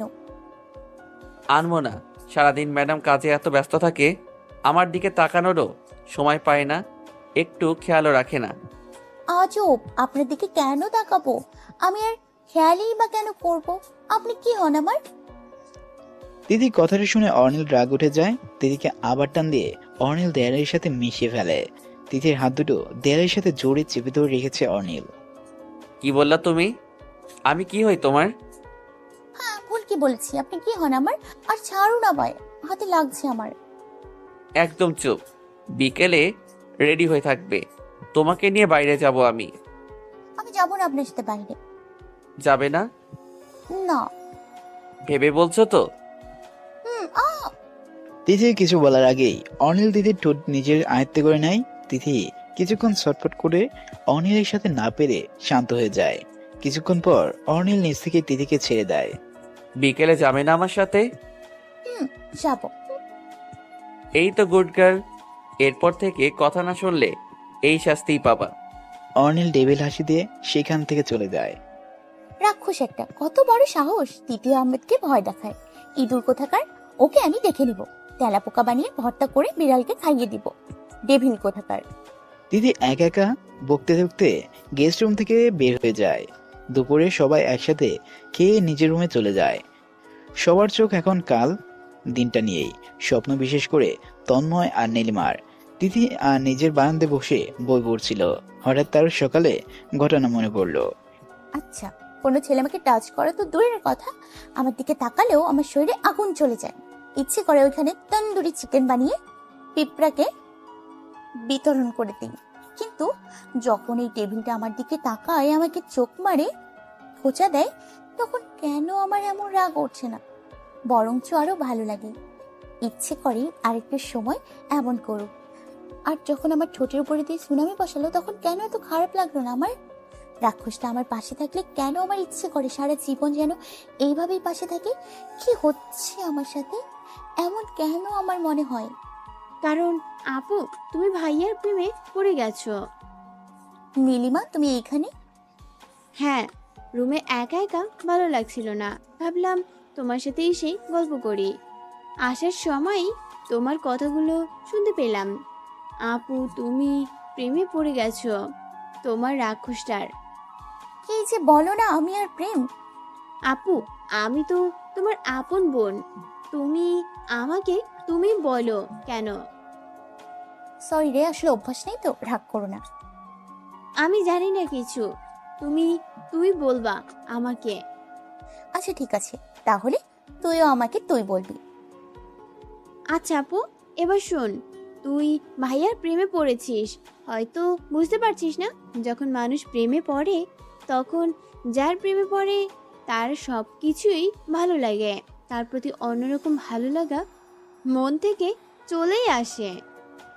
না রে, এমন কিছু না। আচ্ছা তাহলে তুই বল ভাইয়া, তোর সামনে থাকলে, তোকে জ্বালালে তোর কেন ভালো লাগে? অন্য কোনো ছেলে তোর দিকে তাকালে তোর রাগ উঠে ভাইয়া? তাকালে কেন রাগ উঠে না? তিথি নীলিমার প্রশ্নে কোনো উত্তর দিতে পারলো না। কি করে দিবে? তিথি নিজেই তো এই প্রশ্নের উত্তর খুঁজছে। তাহলে কি আমি আসলেই? হ্যাঁ রে, হ্যাঁ, তুই আসলেই ভাইয়ার প্রেমে পড়ে গেছিস। তুই নিজের অজান্তেই ভাইয়াকে ভালোবেসে ফেলেছিস। কিন্তু রাক্ষসটা কি আমাকে ভালোবাসে? ওর মনে কি আমার জন্য ভালোবাসার কোনো অনুভূতি জন্ম নিয়েছে, নাকি শুধু আমার মনে? আমার যতদূর মনে হয় ভাইয়াও তোকে ভালোবাসে। মামনির কাছে যা শুনেছি, ভাইয়া ছোটবেলা থেকেই তোকে অনেক পছন্দ করতো, সবসময় তোকে বউ বউ বলতো। যখন আমরা হারিয়ে যাই, তখন ভাইয়া তোর জন্য অনেক কেঁদেছিল। আর কিছুদিন আগে তুই যখন আবার হারিয়ে গেছিস, তখন ভাইয়া পাগল পাগল হয়ে গেছিল। একটা মানুষ আরেকটা মানুষকে প্রচণ্ড ভালোবাসলে এমনটা করে। সত্যি ডেভিল শয়তানটা আমাকে ভালোবাসে? হ্যাঁ রে, বাসে। তুই এক কাজ কর, ভাইয়াকে নিজের মনের কথা বলে দে। মানে বুঝলাম না। আরে বোকা, ভাইয়াকে প্রপোজ করে দে তুই। না, কখনো না। আমি কেন প্রপোজ করব? সে করবে, আমি কখনো করব না। উফ আপু, তুই একটা কথাও শুনিস না আমার। তিথি, জি বলেন রাক্ষস। রাক্ষস কি তা তো আজ বুঝাবো তোমায় ম্যাডাম। আমার কথায় রাজি না হলে। আরে নীলিমা, তুমিও দেখছি এখানে আছো। হ্যাঁ ভাইয়া, এমনি গল্প করছিলাম। আচ্ছা আমি আসি, ঘুম পাচ্ছে আমার। নীলিমা ঘুমের বাহানা দিয়ে রুম থেকে জলদি বের হয়ে যায়। আরে নীলি শোন। যাহ বাবা, ওর কি হলো? ওর ঘুম পাইছে, তুমি শুনো নাই? আর তুমি এইখানে বসে রইছো কেন? তোমাকে আমি রেডি থাকতে বলেছিলাম। কিসের রেডি? কার রেডি? তুমি দেখছি এইভাবে মানবে না, আমাকেই করতে হবে সব। অর্নিল তিথির হাত ধরে তিথিকে বারান্দা থেকে রুমে নিয়ে আসে। কাভার থেকে একটা নীল রঙের শাড়ি বের করে দেয়। শাড়ির সাথে আর কি কি যেন পরতে হয়, সেইগুলো নিয়ে ওয়াশরুমে যে পরে আসো যাও। আমি শাড়ি পরবো না, কিচ্ছু পরবো না। পরবে না? সকালে কথা মনে নেই? আমার দিকে আসবেন না, বলে দিচ্ছি, ভালো হবে না। আমার কথা শুনলে আসবো না। উফ, আপনার চালা আর আমার ভালো লাগে না। জিরাপের মতন একটা গোড়া। তিথি এইগুলো বলতে বলতে কাভার থেকে ব্লাউজ সায়া নিয়ে ওয়াশরুমে চলে যায়। কিছুক্ষণ পর ওগুলো পরে আবার একটা ওড়না কোনো রকম পেঁচিয়ে ওয়াশরুম থেকে বের হয়ে আসে। লজ্জায় তিথি শেষ। হাই, এই মেয়েটা আমার জান নিয়ে ছাড়বে। এই, আপনি আমার লুচু কেন? এভাবে তাকিয়ে আছেন কেন? শাড়ি দেন আমাকে। শাড়ি তোমাকে দিব কেন? শাড়ি আমি পরিয়ে দিব তোমাকে। কি? হ্যাঁ। জীবনেও না, আপনার হাতে শাড়ি পরবো না। তাই নাকি? তাহলে সকালের কাজটা আবার করি। আপনাকে আমি দেখে নিব। তিথি গুটিসুটি পায়ে অর্নিলের কাছে আসে। অর্নিল তিথিকে শাড়ি পরানো শুরু করে দেয়। অর্নিল প্রতিটা স্পর্শে তিথি কেঁপে উঠছে। শাড়ি পরানো শেষে অর্নিল তিথিকে ড্রেসিং টেবিলের সামনে নিয়ে যায়। চোখে গাঢ় কাজল পরিয়ে দেয়, ঠোঁটে হালকা গোলাপি লিপস্টিক, চুলগুলো ছেড়ে দিয়ে এক সাইডে তিথি সিঁড়ে কেটে দেয়, হাতে কাঁচি চুড়ি পরিয়ে দেয়। বাহ, আমার পরিটাকে কত বৃষ্টি লাগছে। তিথির সাজ শেষে আয়নার দিকে তাকিয়ে অবাক। একটা ছেলে এত সুন্দর করে পারফেক্ট ভাবে কাউকে সাজাতে পারে তিথির জানা ছিল না। অর্নিল তিথিকে দাঁড় করিয়ে কপালে ছোট্ট একটা কিস করতে হাত বাড়িয়ে দিয়ে গাড়িতে বসিয়ে দেয়। গাড়িতে বসানোর পর অর্নিল তিথির চোখ বেঁধে দেয়। আপনি চোখ বাচ্ছেন কেন আমার? তিথি, ইউ ট্রাস্ট মি না? অর্নিল মুচকি হেসে গাড়িতে উঠে ড্রাইভ করা শুরু করে। রাস্তায় কেউ কারোর সাথে কথা বলেনি, শুধু অর্নিল তিথিকে মাঝে মাঝে দেখছে আর মুচকে মুচকে হাসছে। আর কতক্ষণ এইভাবে থাকবো? আমার চোখ ব্যথা করতেছে তো। এই তো চলে এসেছি, এসে গেছি। তুমি বসো, আমি নেমে তোমাকে নামিয়ে দিচ্ছি। অর্নিল নেমে তিথিকে হাত ধরে নামিয়ে কোলে তুলে নেয়। ও মা, আমি আকাশে ভাবছি মনে হচ্ছে। হায় আল্লাহ, কোথায় নিয়ে এলেন আমাকে? শাট আপ তিথি, কোনো আকাশে ভাসছ না, আমি কোলে নিয়েছি তোমাকে। আগে বলবেন তো। এবার তো চোখ খুলে দেন। Wait deer. অর্নিল কাউকে ইশারায় তিথির চোখের বাঁধনটা খুলে দিতে বলে। চোখের বাঁধনটা খুলে দেওয়ার পর তিথি মিটমিট করে চোখ খোলার সাথে সাথে তিথির উপর রং বেরঙের লাভ টাইপের বেলুন ঝরতে থাকে। I love you my Picchu বউ, উইল ইউ ম্যারি মি? তিথি নিজের চোখেই বিশ্বাস করতে পারছে না। অর্নিল তিথির সামনে হাঁটুকেই একটা রিং নিয়ে বসে আছে। তিথি আশেপাশে তাকিয়ে দেখলো একটা রেস্টুরেন্ট, এটা হাজারো মানুষ সেইখানে ভিড় জমিয়েছে। ওদেরকে সবাই দেখছে আর সবাই জোরে জোরে বলছে, come on Tithi, say yes. Tithi please কিছু তো বলো। Yes devil, I will marry you. Arnil সাথে সাথে তিথিকে রিংটা পরিয়ে দিল। তিথি খুশিতে অর্নিলকে জড়িয়ে ধরলো। দেখি আমার লক্ষ্মীটাকে। আরে এ কি পাগলি, কাঁদছো কেন? তিথি কিছুই বলছে না, কেঁদে যাচ্ছে। অর্নিল বুঝতে পারলো এটা তিথির সুখের কান্না। অর্নিল তিথিকে আবার কোলে নিয়ে বাইরে বেরিয়ে আসে। অর্নিল তিথিকে কোলে নিয়ে আবার গাড়িতে বসিয়ে দিল। এখন কোথায় যাচ্ছি আমরা? সামনে একটা নদীর পাড় আছে, সেইখানে। ওয়াও ওয়াও, নদী! এই জানেন, আমার না নদী অনেক ভালো লাগে। হ্যাঁ ম্যাডাম জানি, তাই তো নিয়ে যাচ্ছি। কিছুক্ষণের মধ্যেই নদীর পাড়ে পৌঁছে যায় অর্নিল আর তিথি। অর্নিল নামার আগেই তিথি দৌড়ে গাড়ি থেকে নেমে নদীর পাড়ে চলে যায়। মেয়েটার বাচ্চামো এখনো গেল না।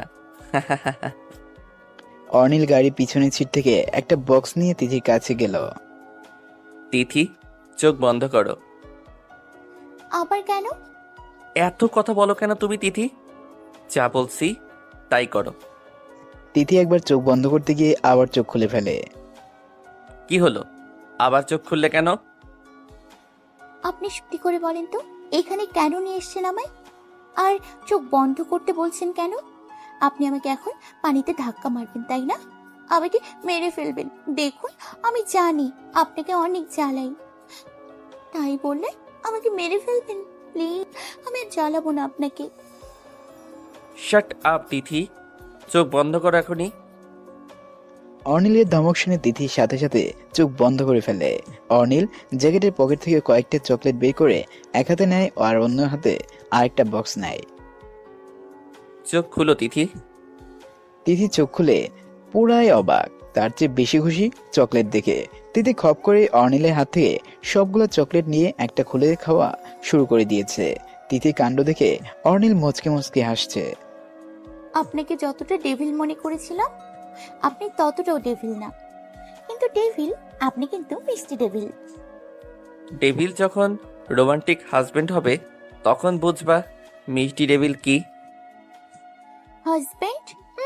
আপনাকে হাজবেন্ড বানাবে কে? হ্যাঁ, আমি তো জীবনেও না। বক্সে কি দেখান। দেখাবো না। কেন? কেন দেখাবেন না? তুমি যেহেতু আমাকে হাজবেন্ড বানাবে না, তাহলে তোমাকে কেন বক্স দেখাবো? আমি বরঞ্চ অন্য একটা মেয়েকে দেখাই। ওই দেখো, ওই মেয়েটা আমার দিকে তাকিয়ে আছে। আমি ওই মেয়েটাকে যে বক্স দিয়ে আসি। অনিলের কথা শুনে তিথি মেয়েটির দিকে তাকায়, দেখে আসলে মেয়েটি অনিলের দিকে তাকিয়ে আছে। আগে পরে দেখছি, আগে মেয়েটিকে দেখতেছি। তিথি কিছুটা এগিয়ে যায় মেয়েটির দিকে। ওই মাইয়া, আমার বিলাইয়ের মতন আমার বরের দিকে তাকাই রইছেন কেন? হ্যাঁ, থাপড়াইয়া একদম সোজা করে দিব, পিঁপড়া কোথাকার। তখন মেয়েটি অবাক হয়ে বলল, কি? ওইটা আপনার হাজবেন্ড? মানে ও এমন ভাবে বলতেছে মনে হয় ওর হাজবেন্ড হওয়ার কথা ছিল। মাইয়া এখন অব্দি এখানে দাঁড়াই রইছে, কত বড় সাহস! দাঁড়া, লাঠি নিয়ে আসতেছি। তিথির লাঠি খোঁজার জন্য এদিক ওদিক তাকাতেই মেয়েটা এক দৌড়। অনিল এদিকে তিথির কাণ্ড দেখে হাসতে হাসতে গড়াগড়ি খাচ্ছে। তিথি মেয়েটার গলাতে দেখে অনিলের দিকে যাচ্ছে। রাগে তিথির নাক মুখ লাল হয়ে গেছে।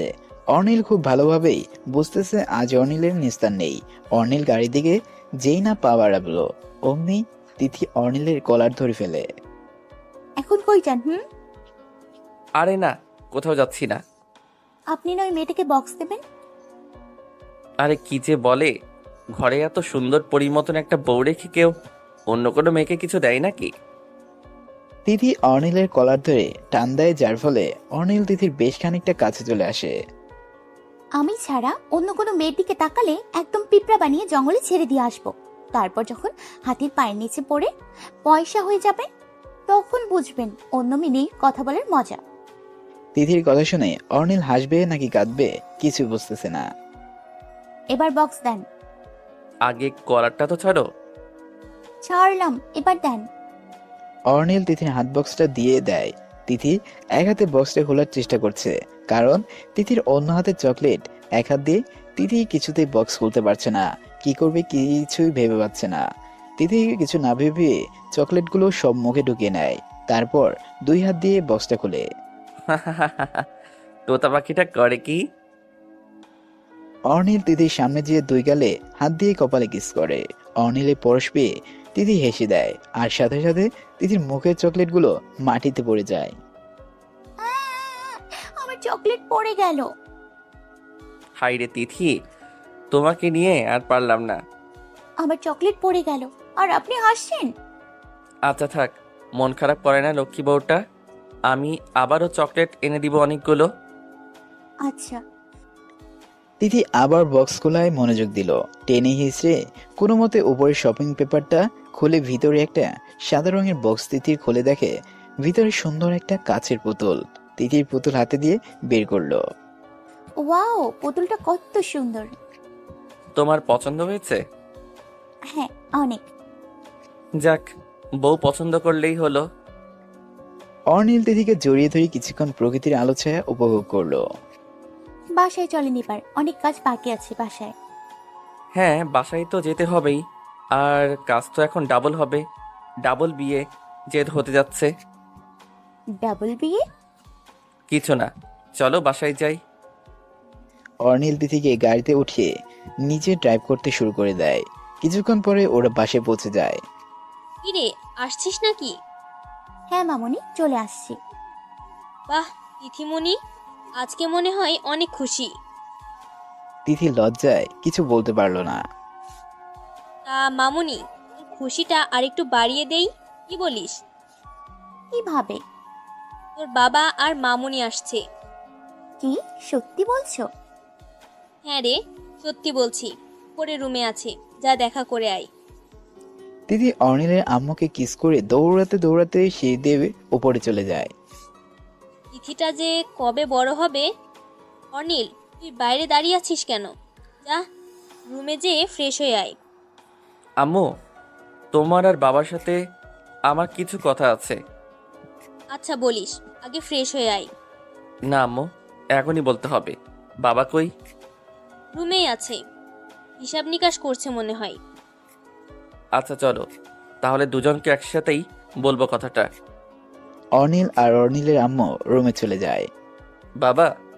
হ্যাঁ বলো অর্নিল। বাবা, আমার কিছু বলার ছিল তোমাদের। হ্যাঁ বলো। আমি তিথিকে বিয়ে করতে চাই।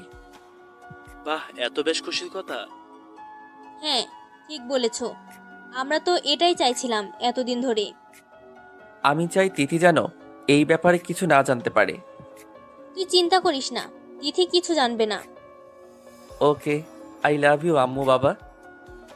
I love you too Arnil.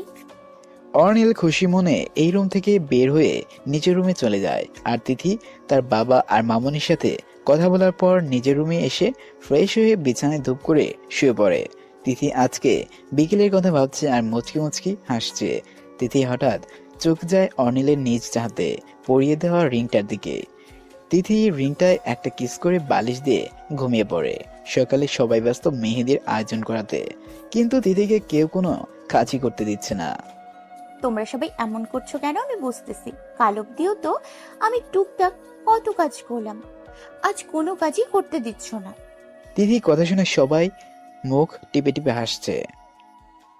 থাক হইছে, আর মুখ ফুলাতে হবে না।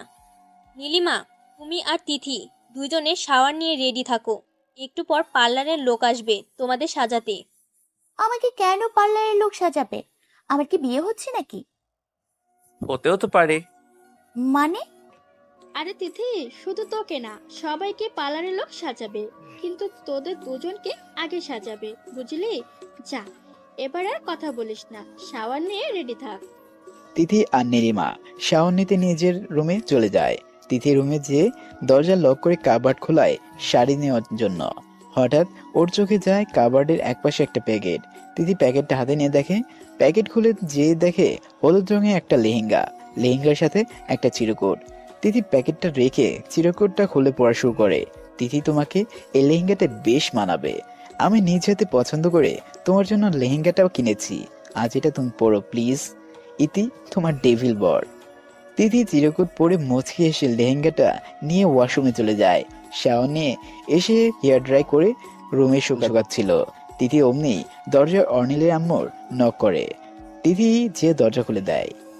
বাহ তিথি মামুনি, লেহেঙ্গাটাই তো বেশ মানিয়েছে তোকে, খুব সুন্দর লাগছে আমার মামুনিটাকে। তিথি লজ্জা পেয়ে মাথা নিচু করে ফেলে। থাক থাক, আর লজ্জা পেতে হবে না। এগুলো হলো পার্লারের লোক, তোকে সাজাবে এখন। আমি যাই, আমার কাজ আছে। আর তোমরা আমার মামুনিটাকে সুন্দর করে সাজিয়ে দিও। পার্লারের লোক বলল, আন্টি আপনি টেনশন নিন না, আপনার মামনি এমনিতেই দেখতে মাশাআল্লাহ, পড়ে সুবহানাল্লাহ। আচ্ছা তাহলে আমি আসি। অর্নিলের আম্মু চলে যাওয়ার পর পার্লারের দুইটা মেয়ে তিথির সাথে তিথির রুমে ঢুকে তিথিকে সাজানো শুরু করে। তিথি আর নীলিমাকে সাজানো শেষ হলে দুজনে স্টেজে নিয়ে যাওয়া হয়। বাড়ি ভর্তি মেহমান। যেই তিথি আর নীলিমাকে দেখছে সেই অবাক লাগছে। তিথি আর নীলিমাকে দেখে মনে হচ্ছে স্বর্গ দেখে আসা দুটো পরী মাটিতে নেমে এসেছে। তিথি আর নীলিমা স্টেজে বসে রয়েছে। কিছুক্ষণ পর দুজন মানুষ আসছে, ওদের ছবি তুলছে। নীলিমার কাছে সব স্বাভাবিক মনে হলেও তিথির কাছে কেমন অস্বাভাবিক মনে হচ্ছে। তিথিকে এমনভাবে বসিয়ে রাখছে, মনে হয় তিথিও নীলিমার মতন ক্ষণে। এদিকে অর্নিলকেও না দেখতে পেয়ে তিথির কিছুই ভালো লাগছে না। অর্নিলকেও দেখবেই বা কিভাবে? বাড়ির সব ছেলেদেরকে অর্নিলের আম্মু, তিথির মামনি আর রিশা মিলে একটা রুমে লক করে এসেছে, যাতে ওরা কেউ মেহেন্দি অনুষ্ঠানে না আসতে পারে। তন্ময়, এটা কি হলো? এইভাবে বোকা বানিয়ে আমাদেরকে এই রুমে আটকে রাখা হলো। আমরা ছেলে বলে কি মেহেন্দি অনুষ্ঠানে থাকতে পারবো না? এ কি মানা যায় বলো? না ভাইয়া, এ মানা যায় না, কিছুতেই না। হ্যাঁ ঠিক বলেছো, এত অন্যায়। কি আইডিয়া ভাইয়া? প্রথমে তো আমাদের যে করেই হোক এই রুম থেকে বের হতে হবে। হ্যাঁ, কিন্তু সেটা কিভাবে? আরে পাপা, তুমি ভুলে গেছো নাকি এই রুমে আরেকটা দরজা আছে? আরেকটা দরজা? হ্যাঁ, আরেকটা দরজা। আগে পাপা মাঝে মাঝে ফ্রেন্ডের সাথে আড্ডা দিতে গিয়ে অনেক রাত করে ফেলতো। তখন আম্মু রাগ করে দরজা বন্ধ করে দিত। তখন পাপা এই রুমের দরজা দিয়ে এসে রুমে চলে যেত। আঙ্কেল, আপনি এগুলো কি করছেন? ওফ অনিল, তুমি আইডিয়া বের করেছো, ভালো কথা। তাই বলে আমার মান ইজ্জত এইভাবে নষ্ট করবা? অর্নিলের পাপার কথা শুনে সবাই জোরে জোরে হাসতেছে। কিন্তু ভাইয়া, রুমে থেকে না হয় বের হলাম, মেহেন্দি অনুষ্ঠানে কিভাবে ঢুকবো? সেটা বাইরে গিয়ে বলবো, আগে বের হও। অর্নিল তাকিয়ে দেখলো তার পিছন সাইডে বাইরে যাওয়ার দরজা। চারজন মিলে দরজা দিয়ে বের হয়ে গেল। এইদিকে তিথি আর নীলিমাকে মেহেন্দি আর্টিস্টরা দুহাত জুড়ে মেহেদি দিয়ে দিচ্ছে। স্টেজের নিচে নাচ করার জন্য কয়েকজন আনা হয়েছে আর নাচছে, আর সবাই তাদের দেখে উপভোগ করছে। নীলিমা শোন। হ্যাঁ বলো আপু। বিয়ের তোর, কিন্তু আমাকে এইভাবে বসিয়ে কেন মেহেদি পড়াচ্ছে? আমার মাথায় তো কিছুই ঢুকছে না। নীলিমা কিছু বলে না, মুচকে এসে আবার নাচ দেখায় মন দেয়। ধুর, কি হচ্ছে কিছুই তো বুঝতে পারছি না। আর মিস্টার ডেভিলটাই বা কই যে গেল সকাল থেকে, তার কোনো পাত্তাই নেই। অর্নিলের আম্মু নাচ দেখতে দেখতে হঠাৎ করে চেয়ে যায় তিথির দিকে, দেখে বিরক্ত হয়ে মুখ নাড়িয়ে কি যেন বলছে। অর্নিলের আম্মু ভাবে কোনো সমস্যা হয়েছে বোধহয়, তাই সে জিজ্ঞাসা করতে তিথির কাছে যায়। তিথি মামুনি, কি হয়েছে মা? এভাবে মুখ ফুলিয়ে বসে আছিস কেন? কোনো সমস্যা? আচ্ছা, আমাকে এটা বলতো, নীলিমার মেহেন্দি অনুষ্ঠান, নীলিমার বিয়ে, তাহলে আমাকে কেন কোনের মতন মেহেন্দি পরানো হচ্ছে? আরে মামুনি, তোকে না, সবাইকে পড়ানো হবে। আমাকে পড়ানো হবে, তোর মামুনিকে পড়ানো হবে। তাহলে তোমাদের পরানো হচ্ছে না কেন? ইয়ে মানে হয়েছে কি? কি মানে শুরু করেছো? বসো এখানে, তোমাদেরও পরানো হবে। তিথি ইশারায় তিথির মামনিকে এখানে আসতে বলে, আর মেহেন্দি আর্টিস্টদেরকে বলে আরো দুজন মেয়ে নিয়ে আসতে। যথারীতি আরো দুজন মেয়ে এসে চারজনকে একসাথে মেহেদি পরানো শুরু করে। মেহেদি পরানো প্রায় শেষ মুহূর্তে আরো চারজন মেয়ে আসে। সেলোয়ার কামিজ পরে বড় ঘন্টা টানার কারণে কারোরই মুখ দেখা যাচ্ছে না। মেহেদি পড়াচ্ছিল তাদেরকে চলে যেতে বলে। যে মেয়েটির সাথে সাথে স্টেজ থেকে নেমে যায়। অর্নিলের আম্মু তিথির মামু নিয়ে তিথি নীলিমার নাচ গান দেখতে এতই ব্যস্ত যে তাদের মধ্যে কেউ এই ঘটনা খেয়ালই করেনি। নতুন চারটা মেয়ে চারজনের কাছে গিয়ে মেহেদি নিয়ে পড়ানোর জন্য বসে পড়ে। তিথির কাছে মনে হলো কোনো পরিচিত মানুষ যেন তাকে স্পর্শ করেছে। তিথির সাথে সাথে কেঁপে উঠল। সামনে তাকে দেখে সেলোয়ার কামিজে পরা একটি মেয়ে তার হাত ধরে রেখেছে মেহেদি পড়ানোর জন্য। তুমি কি? আগে আপুরটা তো তুমি নাও। জি আপা, আমি ওই মেয়ে না, আমি নতুন মেয়ে। তোমার গলাটা কেমন জানি মনে হচ্ছে। কেমন আপা? পরিচিত পরিচিত। হয়তো পরিচিতই। তিথি আর কিছু বলল না, চুপচাপ আবার নাচ দেখে মন দেয়। কিছুক্ষণ পরে তিথি আর তার হাতের দিকে তাকিয়ে দেখে মেয়েটি হাতের এক সাইডে খুব সুন্দর করে অর্নিল লিখে দিয়েছে। হ্যান্ডরাইটিংটা তিথির কাছে বেশ চেনা চেনা মনে হলো। তিথিকে যে মেহেদি পড়ালো, যে পাশে তিনজনকে জিজ্ঞেস করলো হয়েছে কিনা, সবাই বলল হ্যাঁ হয়ে গেছে। চারজন মেহেদি রেখে উঠে স্টেজে নাচতে যাবে, অমনি তিথি তাদের ডাক দেয়। দাঁড়াও তোমরা চারজন। তিথির ডাক শুনে চারজনেই থমকে দাঁড়ায়। তিথির চেয়ার থেকে উঠে তাদের সামনে যে দাঁড়ায়। তিথিকে উঠতে দেখে নীলিমা, তিথির মামুনি আর অর্নিলের আম্মু তিথির কাছে যায়। তিথি কি হয়েছে? মেহেদি পরানো তো কোনো ভুল হয়েছে? না মামুনি, কিন্তু মামুনি তোমাদেরকে এদের দেখে কিছুটা অন্যরকম মনে হচ্ছে না? হ্যাঁ আপু, ঠিক বলেছিস। এরা কিছুটা অন্যরকম। আর ওরা তো কোনো মেহেদি পড়ায় না, শুধু নাম লিখে। আমি দেখাচ্ছি এর কারণ কি। তিথি চারজনের মধ্যে একজনের ঘোমটা টান দিয়ে সরিয়ে ফেলে। সবাই পুরো অবাক। চারজনের মধ্যে একজন দেখে তিথি একজনেই এরকম ভাবে বাকি তিনজনের ঘোমটাও খুলে ফেলে। তন্ময়, তুমি? আর তুমিও? এই চারজন আর কেউ না, অর্নিল, তন্ময়, অর্নিলের পাপা আর তিথির বাবাই। তো কি করব? তোমরা সবাই মেয়ে এখানে আনন্দ করবা আর আমরা ললিপপ খাবো? এ তো অন্যায়। আর আমরা চারজন কোনো অন্যায়ের পক্ষ নিতে পারবো না। তাই বলে এইভাবে সালোয়ার কামিজ পরে মেয়ে সেজে উপস্থিত সবাই এই কাণ্ড দেখে হাসতে হাসতে খুন হয়ে যাচ্ছে। আর তিথি তো সেই প্রথম থেকে হাসতেছে। দেখো, তোমরা এইভাবে আমাদের উপর হাসতে পারো না। তাই বুঝি? তা কোন ভাবে হাসতে পারি? তিথিমণি, তোমাকে আমি পরে দেখে নিব। আচ্ছা আচ্ছা, সবাই থামো। এরা মেয়েদের মেহেন্দি অনুষ্ঠানে পারমিশন না নিয়ে ঢুকেছে, এদের তো একটা শাস্তি দেওয়াই উচিত। কি বলে সবাই? কিন্তু কি শাস্তি দেওয়া যায় এদের আপু? এরা যেহেতু মেয়ে সেজে এসছে, আর একটু মেয়ে সাজিয়ে দিয়ে এদের। তিথির কথা শুনে ওরা চারজন বেশ ভালোভাবে বুঝতে পারছে আর ওদের কপালে শনি নামিয়ে ছাড়বে এই নিয়ে। কিভাবে রে মামুনি? মেকআপ বক্স নিয়ে আয় নীলিমা। তিথির কথা শুনে সবাই এবার বুঝতে পারলো কি হতে যাচ্ছে এই চারজনের সাথে। পালাও সবাই, জলদি, নয়তো আজ মানিজ্জত সাথে কিচ্ছু থাকবে না। অর্নিলের কথা মতনই সবাই যেই না পিছন ফিরে দৌড় দেবে, অমনি রিসা এসে চারজনকে আটকে দেয়। একি পালাচ্ছ কোথায়? পালালে তো হবে না, শাস্তি তো পেতেই হবে। কি বলো তিথি আপু?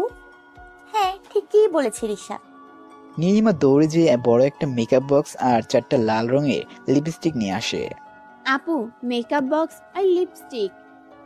তিথি একবার মেকআপ বক্সের দিকে তাকিয়ে অর্নিলের দিকে তাকিয়ে মুচকি হেসে দেয়। সবাই সবার কাজ শুরু করে দাও। Okay madam. অর্নিলের আম্মু অর্নিলের পাপার কান ধরে, তিথির মামুনি তিথির বায়ের কান ধরে, নীলিমা তন্ময়ের কান ধরে, আর তিথি অর্নিলের। চারজনে মিলে কান ধরে নিয়ে চেয়ারে বসিয়ে দেয়। শুরু করে দেয় মেকআপ করানো। যে যার মতন পারছে আইশ্যাডো, আইলাইনার, কাজল, মাস্কারা, ব্লাশন লাগিয়ে দেয়। লাস্টে লাগায় লাল রঙের লিপস্টিক। সাজ শেষে অর্নিল তন্ময় মুখ দেখে চেঁচিয়ে ওঠে, তন্ময় চেঁচিয়ে ওঠে অর্নিলের মুখ দেখে, আর অর্নিলের পাপা আর তিথির বাবাই দুজনের মুখ দেখে চেঁচিয়ে ওঠে। চারজনের মুখ দেখে বাকি সবাই হাসতে হাসতে করুণ দশা। তিথি তো হাসতে হাসতে চেয়ারে উপরে বসে পড়ে গেছে। তিথি, তোমার খবর আছে?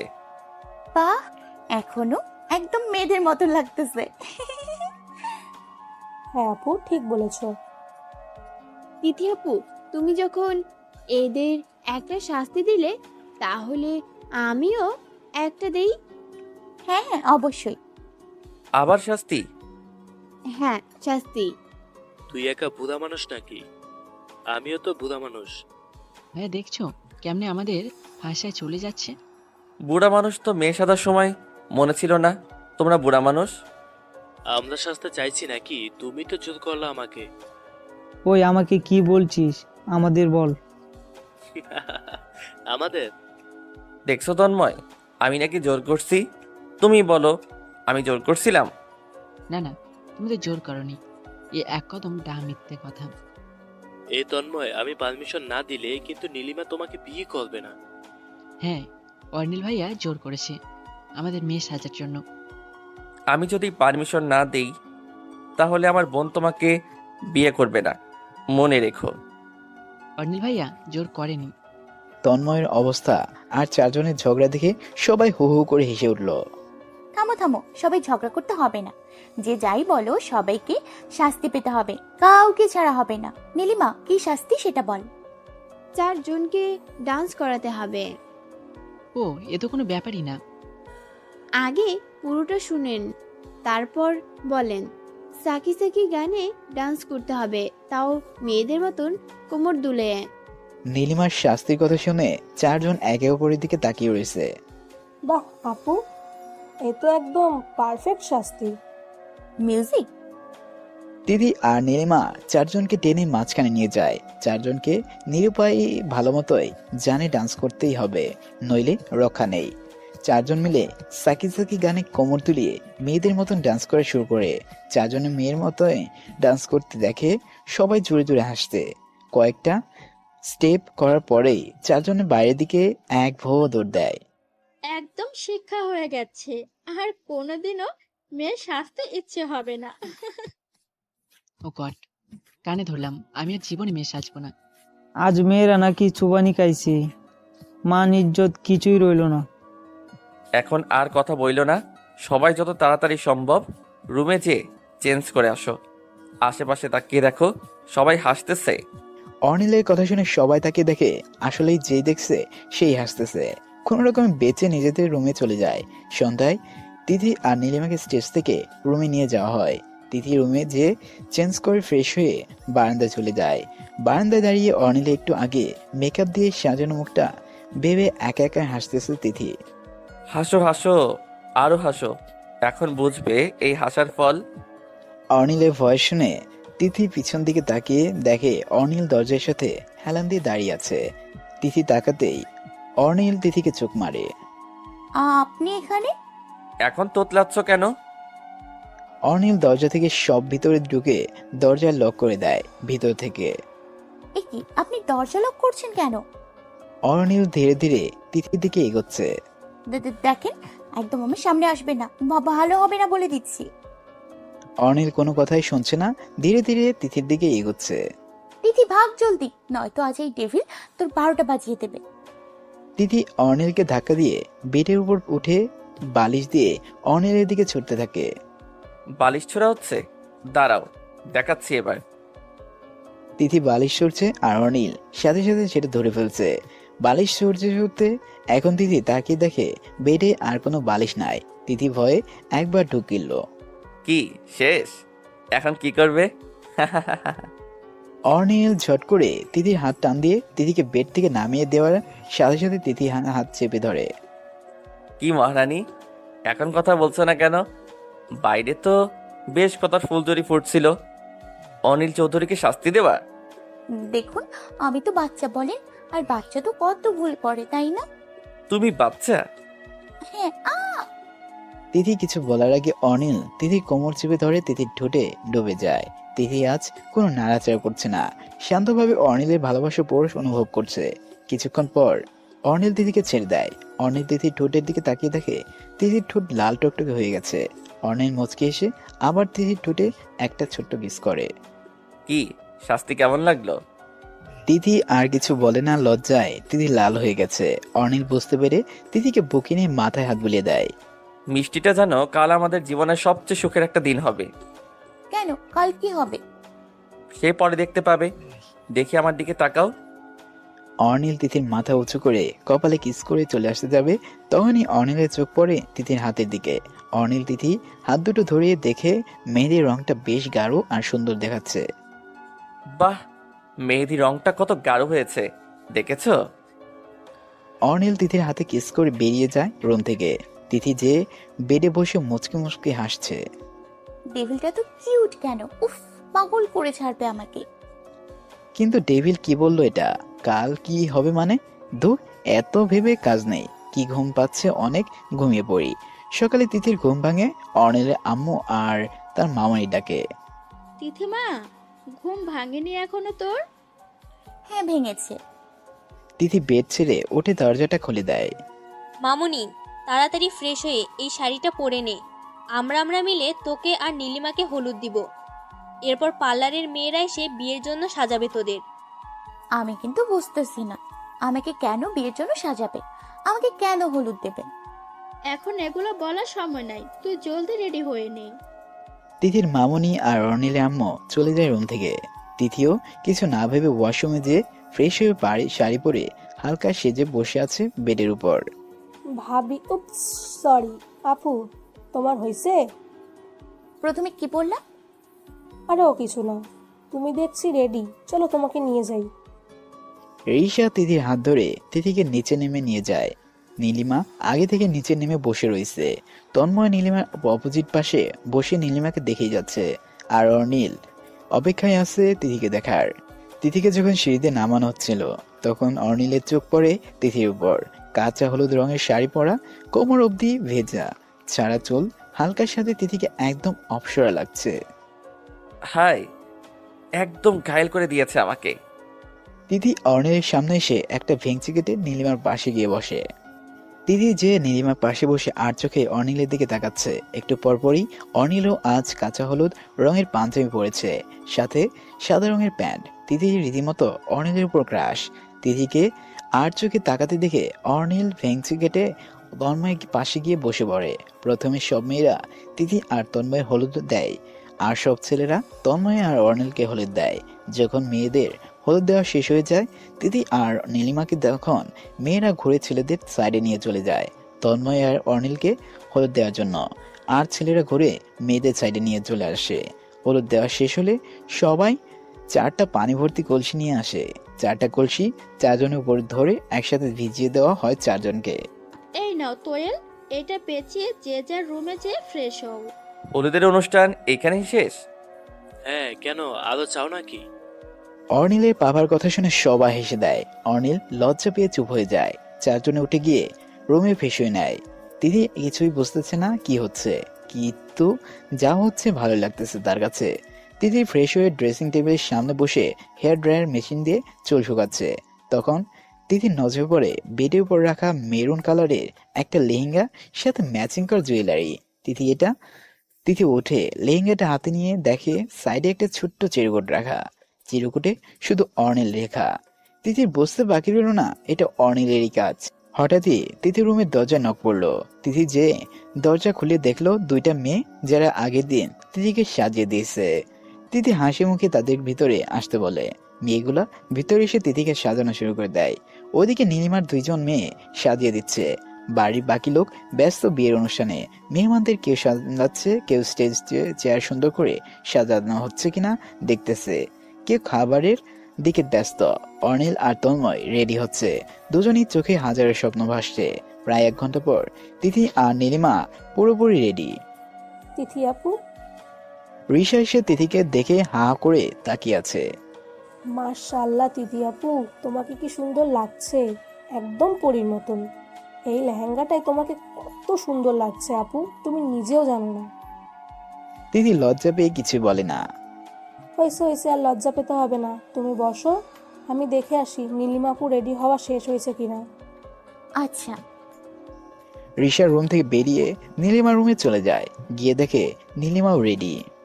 হায় আল্লাহ, তোমাদের 2 বোন তো আজ স্বর্গের পরীকেও হার মানাবে। এত কিউট লাগছে তোমাদের। আজ আমার 2 ভাই দেখলে তো জ্ঞান হারাবে সেখানে। হইছে হইছে, পাম দিয়েন না, তোমাকে কম সুন্দর লাগছে নাকি? থাক থাক, এখন চলো, তিথি আপুকে আর তোমাকে নিয়ে একসাথে নামতে বলছে আন্টি। রিশা নীলিমাকে নিয়ে তিথির একটা রুমে চলে যায়। তিথিকে আর নীলিমাকে একটা বড় স্টোনের কাজ করা গোল্ডেন কালারের ওড়না দিয়ে মুখের উপর ঘোমটা দিয়ে দেয় পার্লারের মেয়েরা। সব শেষ হলে রিশা তিথি আর নীলিমাকে নিয়ে নিচে নেমে এসে যেই দেখছে সেই অবাক হয়ে তাকিয়ে আছে 2 বোনের দিকে। তিথি আর অর্নিলের জন্য গার্ডেনে এক সাইডে স্টেজ করা হয়েছে, আর তার সাথে তার বরাবর নীলিমা আর তন্ময়ের জন্য স্টেজ করা হয়েছে। তিথিকে আর নীলিমাকে প্রথমে স্টেজে বসানো হয়েছে। আঙ্কেল, ভাইয়ারা কই? আরমান গিয়েছে ওদের আনতে মামুনি। তিথির বাবা বলতে বলতেই অর্নিলের বাবা তন্ময়কে নিয়ে স্টেজের সামনে চলে আসে।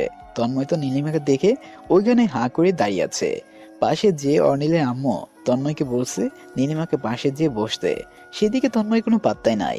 তন্ময়কে ওইভাবে তাকিয়ে থাকতে দেখে নীলিমা লজ্জা মাখা নিচু করে ফেলে। আরে ভাইয়া, অনেক হয়েছে দেখা, বাসর ঘরে দেখেন মন ভরে, এখন আপুর পাশে যেয়ে বসো। রিশা জোরে বলার কারণে তন্ময়ের ধ্যান ভাঙে। লজ্জা পেয়ে মাথা হাত দিয়ে নীলিমা পাশে গিয়ে বসে। তন্ময়ও আজ মেরুর রঙের পাঞ্জাবি পরেছে, বেশ হ্যান্ডসাম লাগছে তন্ময়কে। দা ভাইয়া কই? ও তো বললো একটু পরে আসবে। উফ, দা ভাইয়া কি যে করে না। এদিকে তিথি আপু একা একা বসে আছে, আমি যাই আপুর পাশে গিয়ে বসি। হ্যাঁ রিশা, তুমি যাও তিথির কাছে। রিশা নীলিমাদের স্টেজ থেকে নেমে তিথির স্টেজে উঠে তিথির পাশে গিয়ে দাঁড়ায়। রিশা গিয়ে দেখে তিথি মন খারাপ করে চুপ করে বসে আছে। আপু, মন খারাপ? না, কিন্তু আমি কিছু বুঝতে পারছি না কি হচ্ছে, আর ডেভিলটাকেও দেখতে পাচ্ছি না। তিথি এইটা বলার সাথে সাথে পুরো গার্ডেনের লাইট অফ হয়ে যায়। সবাই একসাথে চেঁচামেচি করে ওঠে। হঠাৎই একটা লাইটের আলো একটা ছেলের উপর যেয়ে পড়ে। ছেলেটা উল্টো মুখ করে দাঁড়িয়ে আছে, যার জন্য বোঝা যাচ্ছে না কি ছেলেটা। ছেলেটা ধীরে ধীরে সামনের দিকে ঘুরে। আরে এ তো দা ভাইয়া। অর্নিলও ম্যাচিং করে মেরুন কালারে পাঞ্জাবি পরেছে, ম্যাচিং প্যান্ট, জেল দিয়ে চুলগুলো এক সাইডে আনা। এক কথায় ক্রাশ খাওয়ার মতনই লাগছে অর্নিলকে। তুমি আমাকে ডাকছো, আর এই ডাক আমি অবহেলা করব?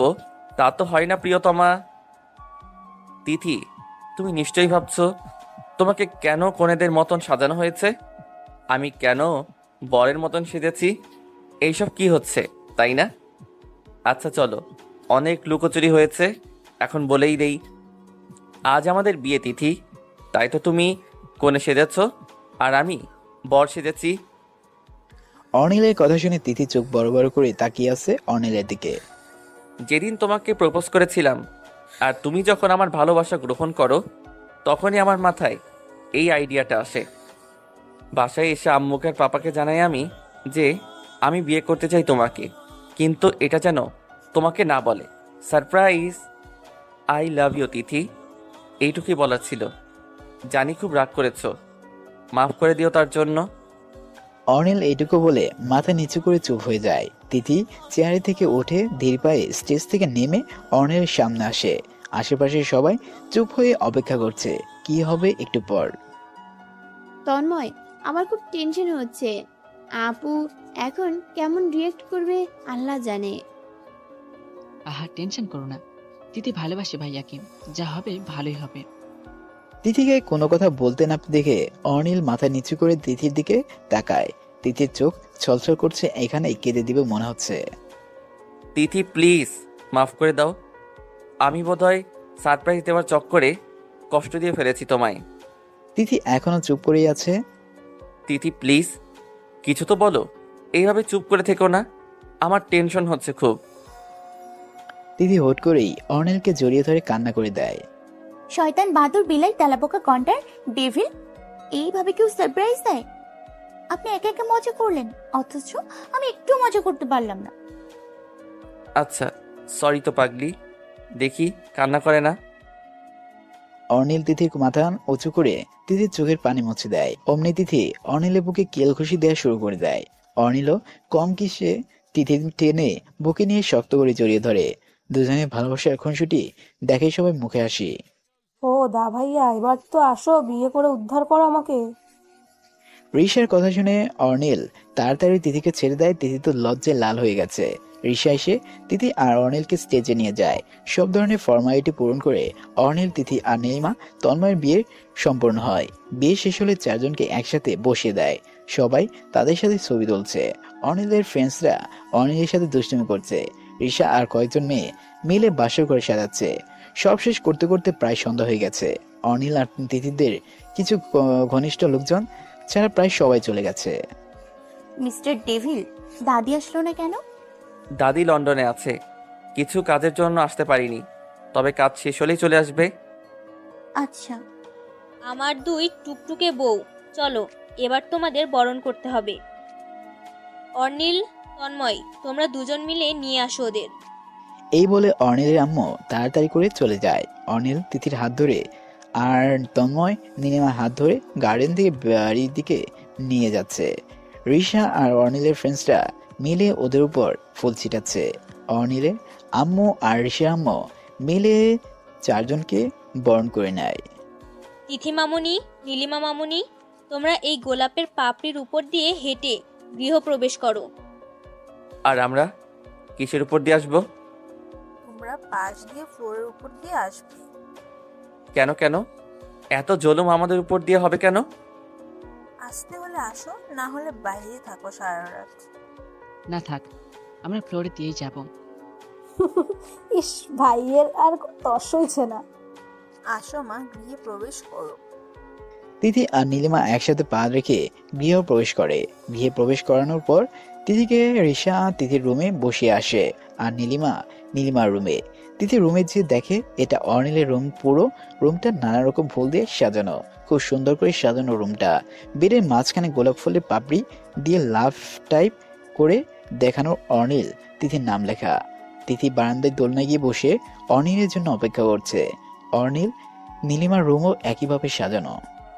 চলো ভাই, এবার গেলাম, বউ আমার জন্য অপেক্ষা করছে। হ্যাঁ ভাই, আমিও চাই। কই যা হচ্ছে শুনি? তোকে বলবো কেন, সর সামনে থেকে। জি না, এত সহজে যেতে দেওয়া হচ্ছে না। মানে কি? মানে হলো আমাদের ডিমান্ড আগে পূরণ করতে হবে। হ্যাঁ, আমাদের ডিমান্ড রাখতে হবে।